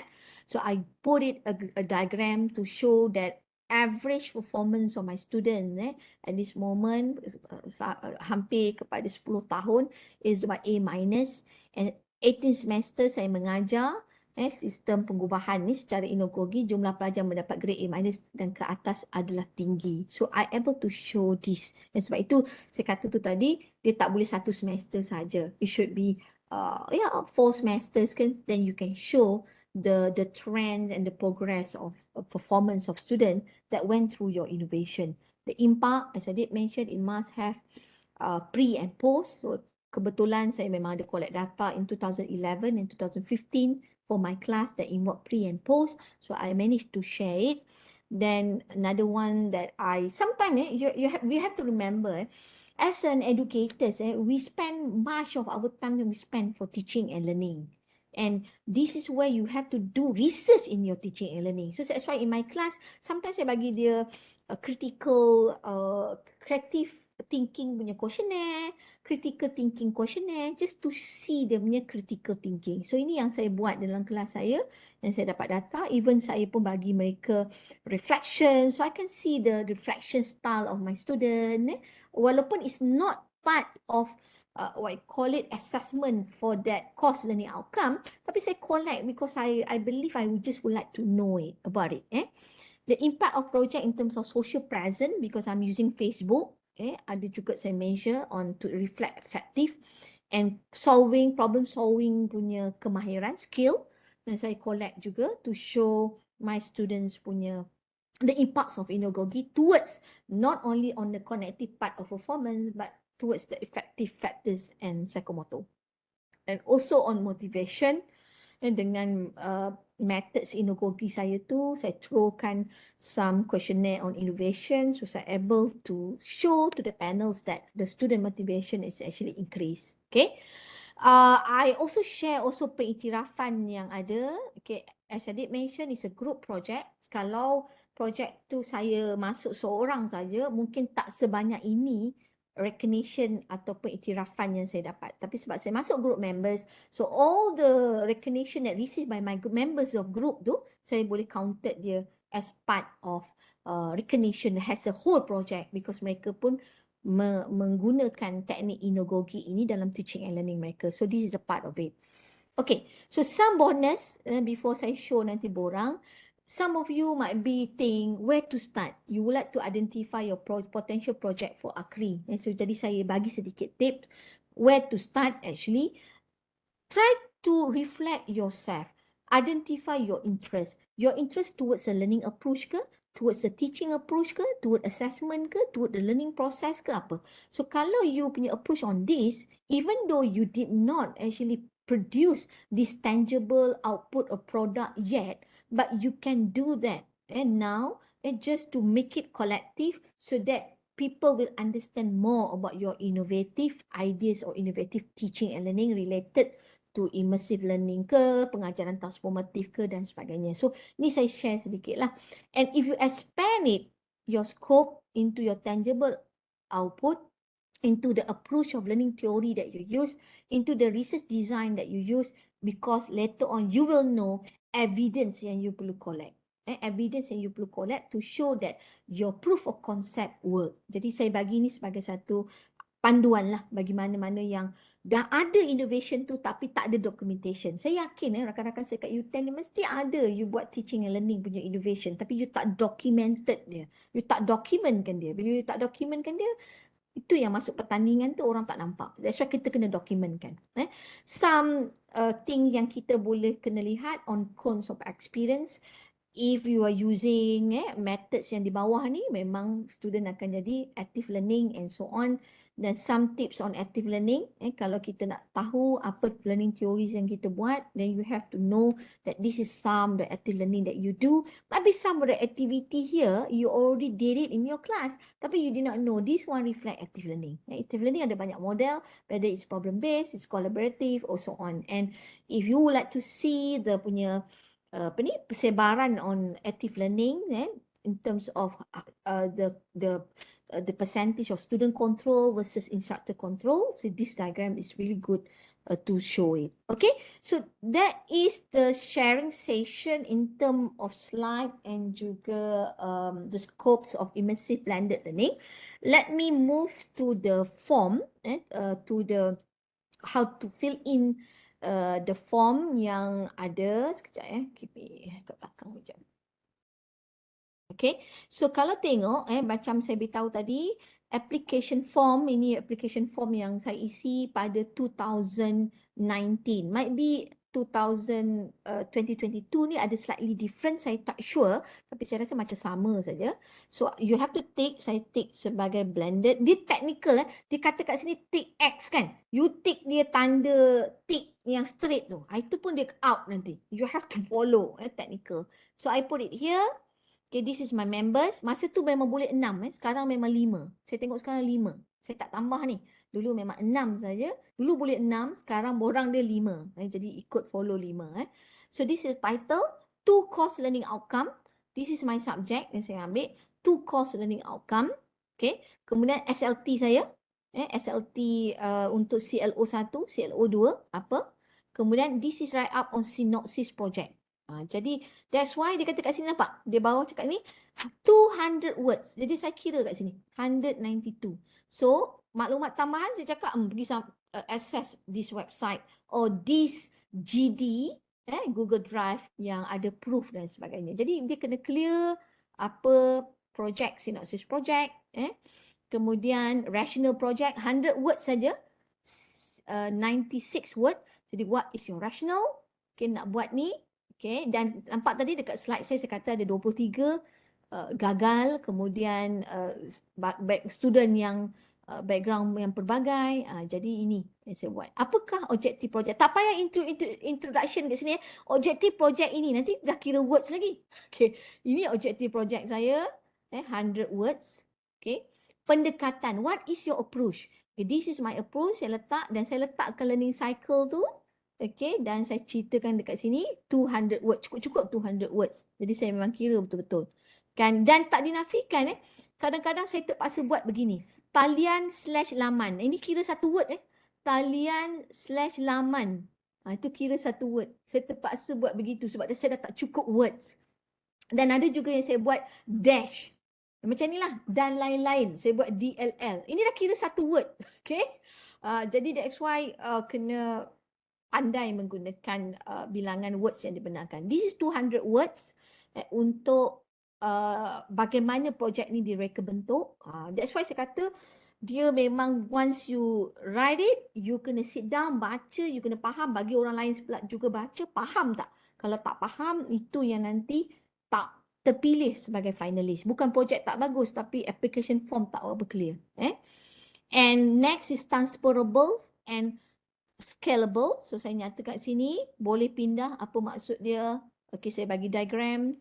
And then boleh skala, saya bagi macam mana. Okay, saya kata transfer to other courses, 299 words. Keterlibatan pelajar, dia kata kognitif. Ini about kognitif, ini about psychomotor, nampak? Satu paragraf about effective. Jadi saya bagi satu-satu saja. Satu paragraf about kognitif, satu paragraf about psychomotor, satu paragraf about effective. And this one one word. Kalau tidak, saya tak cukup because this is only totally 99 word. And then saya letak diagram to show, to support the text. Then of course ada portfolio, saya sediakan portfolio. Kemudian ada portfolio digital menggunakan QR code, saya boleh scan ni untuk dapat. And then pencapaian, the student graph, performance, saya letakkan. Okay. And then student perception. And then sejauh mana pendekatan ini telah meningkatkan pencapaian dari aspek kemahiran. This is more on penulisan. So saya nyata kat sini 96 word. And peningkatan perubahan sikap dan peningkatan kemahiran sosial. So kena pandai menulis lah dalam form ni. Dan again the portfolio bercetak and so on. And then lastly signed by your Vice Chancellor. So this is my portfolio. Okay, kalau saya boleh share. Video saya nanti boleh main sendirilah kot sebab saya rasa just a 2 minutes video ada dalam tu. This is my portfolio. Agak saya memang tak sempat nak buat portfolio ni. Saya suruh 2 of our group members untuk buat portfolio. Saya fokus on borang dan bersama rakan-rakan lain. Sebab itu group work is very important. So this is our portfolio. Simple, guna PowerPoint. Buat macam ni. Jadi kita terangkan kita punya ini yang kita buat. Sebab having this portfolio will make judges tu lebih yakin lah bahawa innovation kita ni innovation yang work. And then saya masukkan gambar-gambar rakan yang berkaitan. It's not only me untuk buat. This is guna PowerPoint saja PDF kan saya guna PowerPoint je. Jangan guna canggih-canggih, tak sempat dah. Dan saya masukkan Testimonial pun saya mintakan rakan-rakan punya kelas punya testimonial. Inilah innovation yang saya buat. This is Flipgrades. One of my group members, they using Flipgrades, inovatif pedagogi tu diguna dalam Flipgrade. Saya tak guna Flipgrade, dia guna Flipgrade. Tapi sebab kita masuk dalam group work, jadi that's why kita boleh claim it together. Okay, so ini cara inovasi yang saya masuklah. So saya stop dulu sebab saya rasa mungkin ada soal jawab yang mungkin lebih banyak nak ditanya kalau pengalaman. Jadi that's all. Bahan saya dah letakkan semua tu on all the pitching video. So kalau ada soalan, saya willing untuk share apa yang saya boleh jawab lah. Silakan kalau ada. Okay. Terima kasih Prof Zaida. Prof ada soalan ni Prof, tapi mengenai link ni, link drive ni Prof letak kat mana? Prof Link drive. Oh, link drive sekejap. Saya kopikan kejap. Tadi saya tak sempat copy kejap. Saya kopikan. Letak dekat chat lah kot Boleh Prof. Boleh Sebab Prof. tadi nak stop slideshow tadi tak sempat. Okay, this one is the link for all the materials. Okay. The second link will be Jerawaya KPT tahun 2020. Dia dekat Facebook. Ini yang second link ni adalah Jerawaya KPT pada tahun 2020. Tapi minggu ni pun dia buat Jerawaya lagi untuk perkongsian winners. Compilation of evidence untuk Akri tak kira dari tahun bila. Yes, dia tak kira dari tahun bila. Tapi kalau boleh innovation pada tahun yang 2021 tu kita buat lah. Jadi kalau you buat daripada tahun 2010, you compile sekali menunjukkan you punya innovation ni works dari awal lagi. Okay. Dan of course masa bentang kalau terpilih pitching masa bentang memang ketua projek kena bentang. Macam kita pergi competition ni lah, kalau kita pergi certain innovation competition memang dia nak ketua projek bentang lah.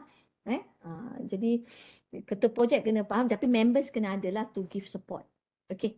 Kalau ada soalan lain? Okay, ada soalan lain daripada rakan-rakan akademik UTeM? Ramai yang berminat ni Prof. Kalau tanya saya begini challenge yourself untuk masuk. Contohnya this year saya ada teringin lah nak masuk pentaksiran tapi tak solid lagi my innovation kan. Tapi what I did is that I attend last week saya attend fakulti punya workshop untuk isi borang. Tomorrow kita ada sekali lagi pengisian borang tapi saya tak hantar tahun ni. Supaya tahun depan dia keluar last minute ke apa kan. Saya dah ada persediaan. Faham Dan saya tahu apa saya kurang. Itu maksud saya. Silakan kalau ada soalan lagi. Ada soalan lagi? Assalamualaikum Prof. Salam.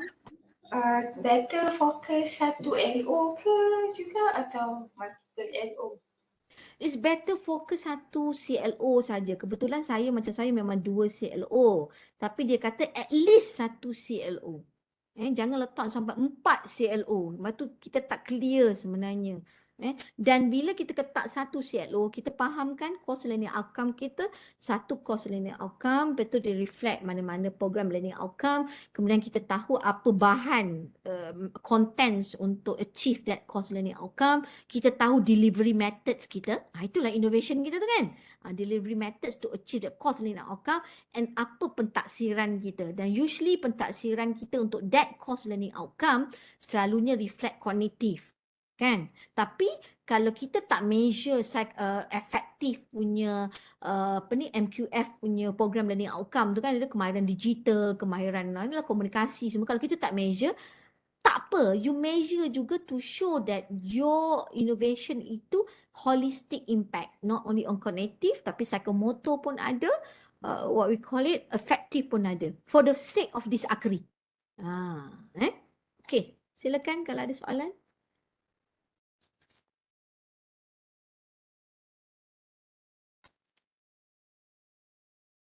Good. So good luck and then challenge yourself. Sekali lagi yang saya nyatakan tu tadi, dia banyak sikit kerja lah kena buat, dan I believe UTeM sekarang pun tengah exam ke? Kami tengah marking exam sekarang ni. Okay. Tu yang sibuk sikit tu lah. Okay. Alright, terima kasih Prof. Dr. Zaidah atas perkongsian. So, saya pasti rakan-rakan di UTeM dah mendapat orang kata banyak input tentang bagaimana caranya, prosedur untuk kita go ahead for this particular Akri. Alright. Okay, so Prof, bagi pihak Pusat Kecemerlangan dan Kesarjanaan Akademik, sekali lagi kami mengucapkan ribuan terima kasih atas kesudian Prof untuk berkongsi. Supaya kami di sini juga berharap agar rakan-rakan di UTeM boleh go for it lah untuk this time around. Okay, jom kita ambil gambar. Mungkin rakan-rakan boleh switch on your camera and then Isyam boleh bantu ya Isyam. Nanti do the counting. Okay. Doktor, saya tunggu on lagi kamera. Okay, ready? 1, 2, 3 senyum. Okay, one more. 1, 2, 3 senyum. Alright, thank you. Okay, terima kasih semua. Assalamualaikum. Terima kasih Prof. Zaidah. Okay. See. Alright. Okay, jumpa lagi. Alright, so untuk rakan-rakan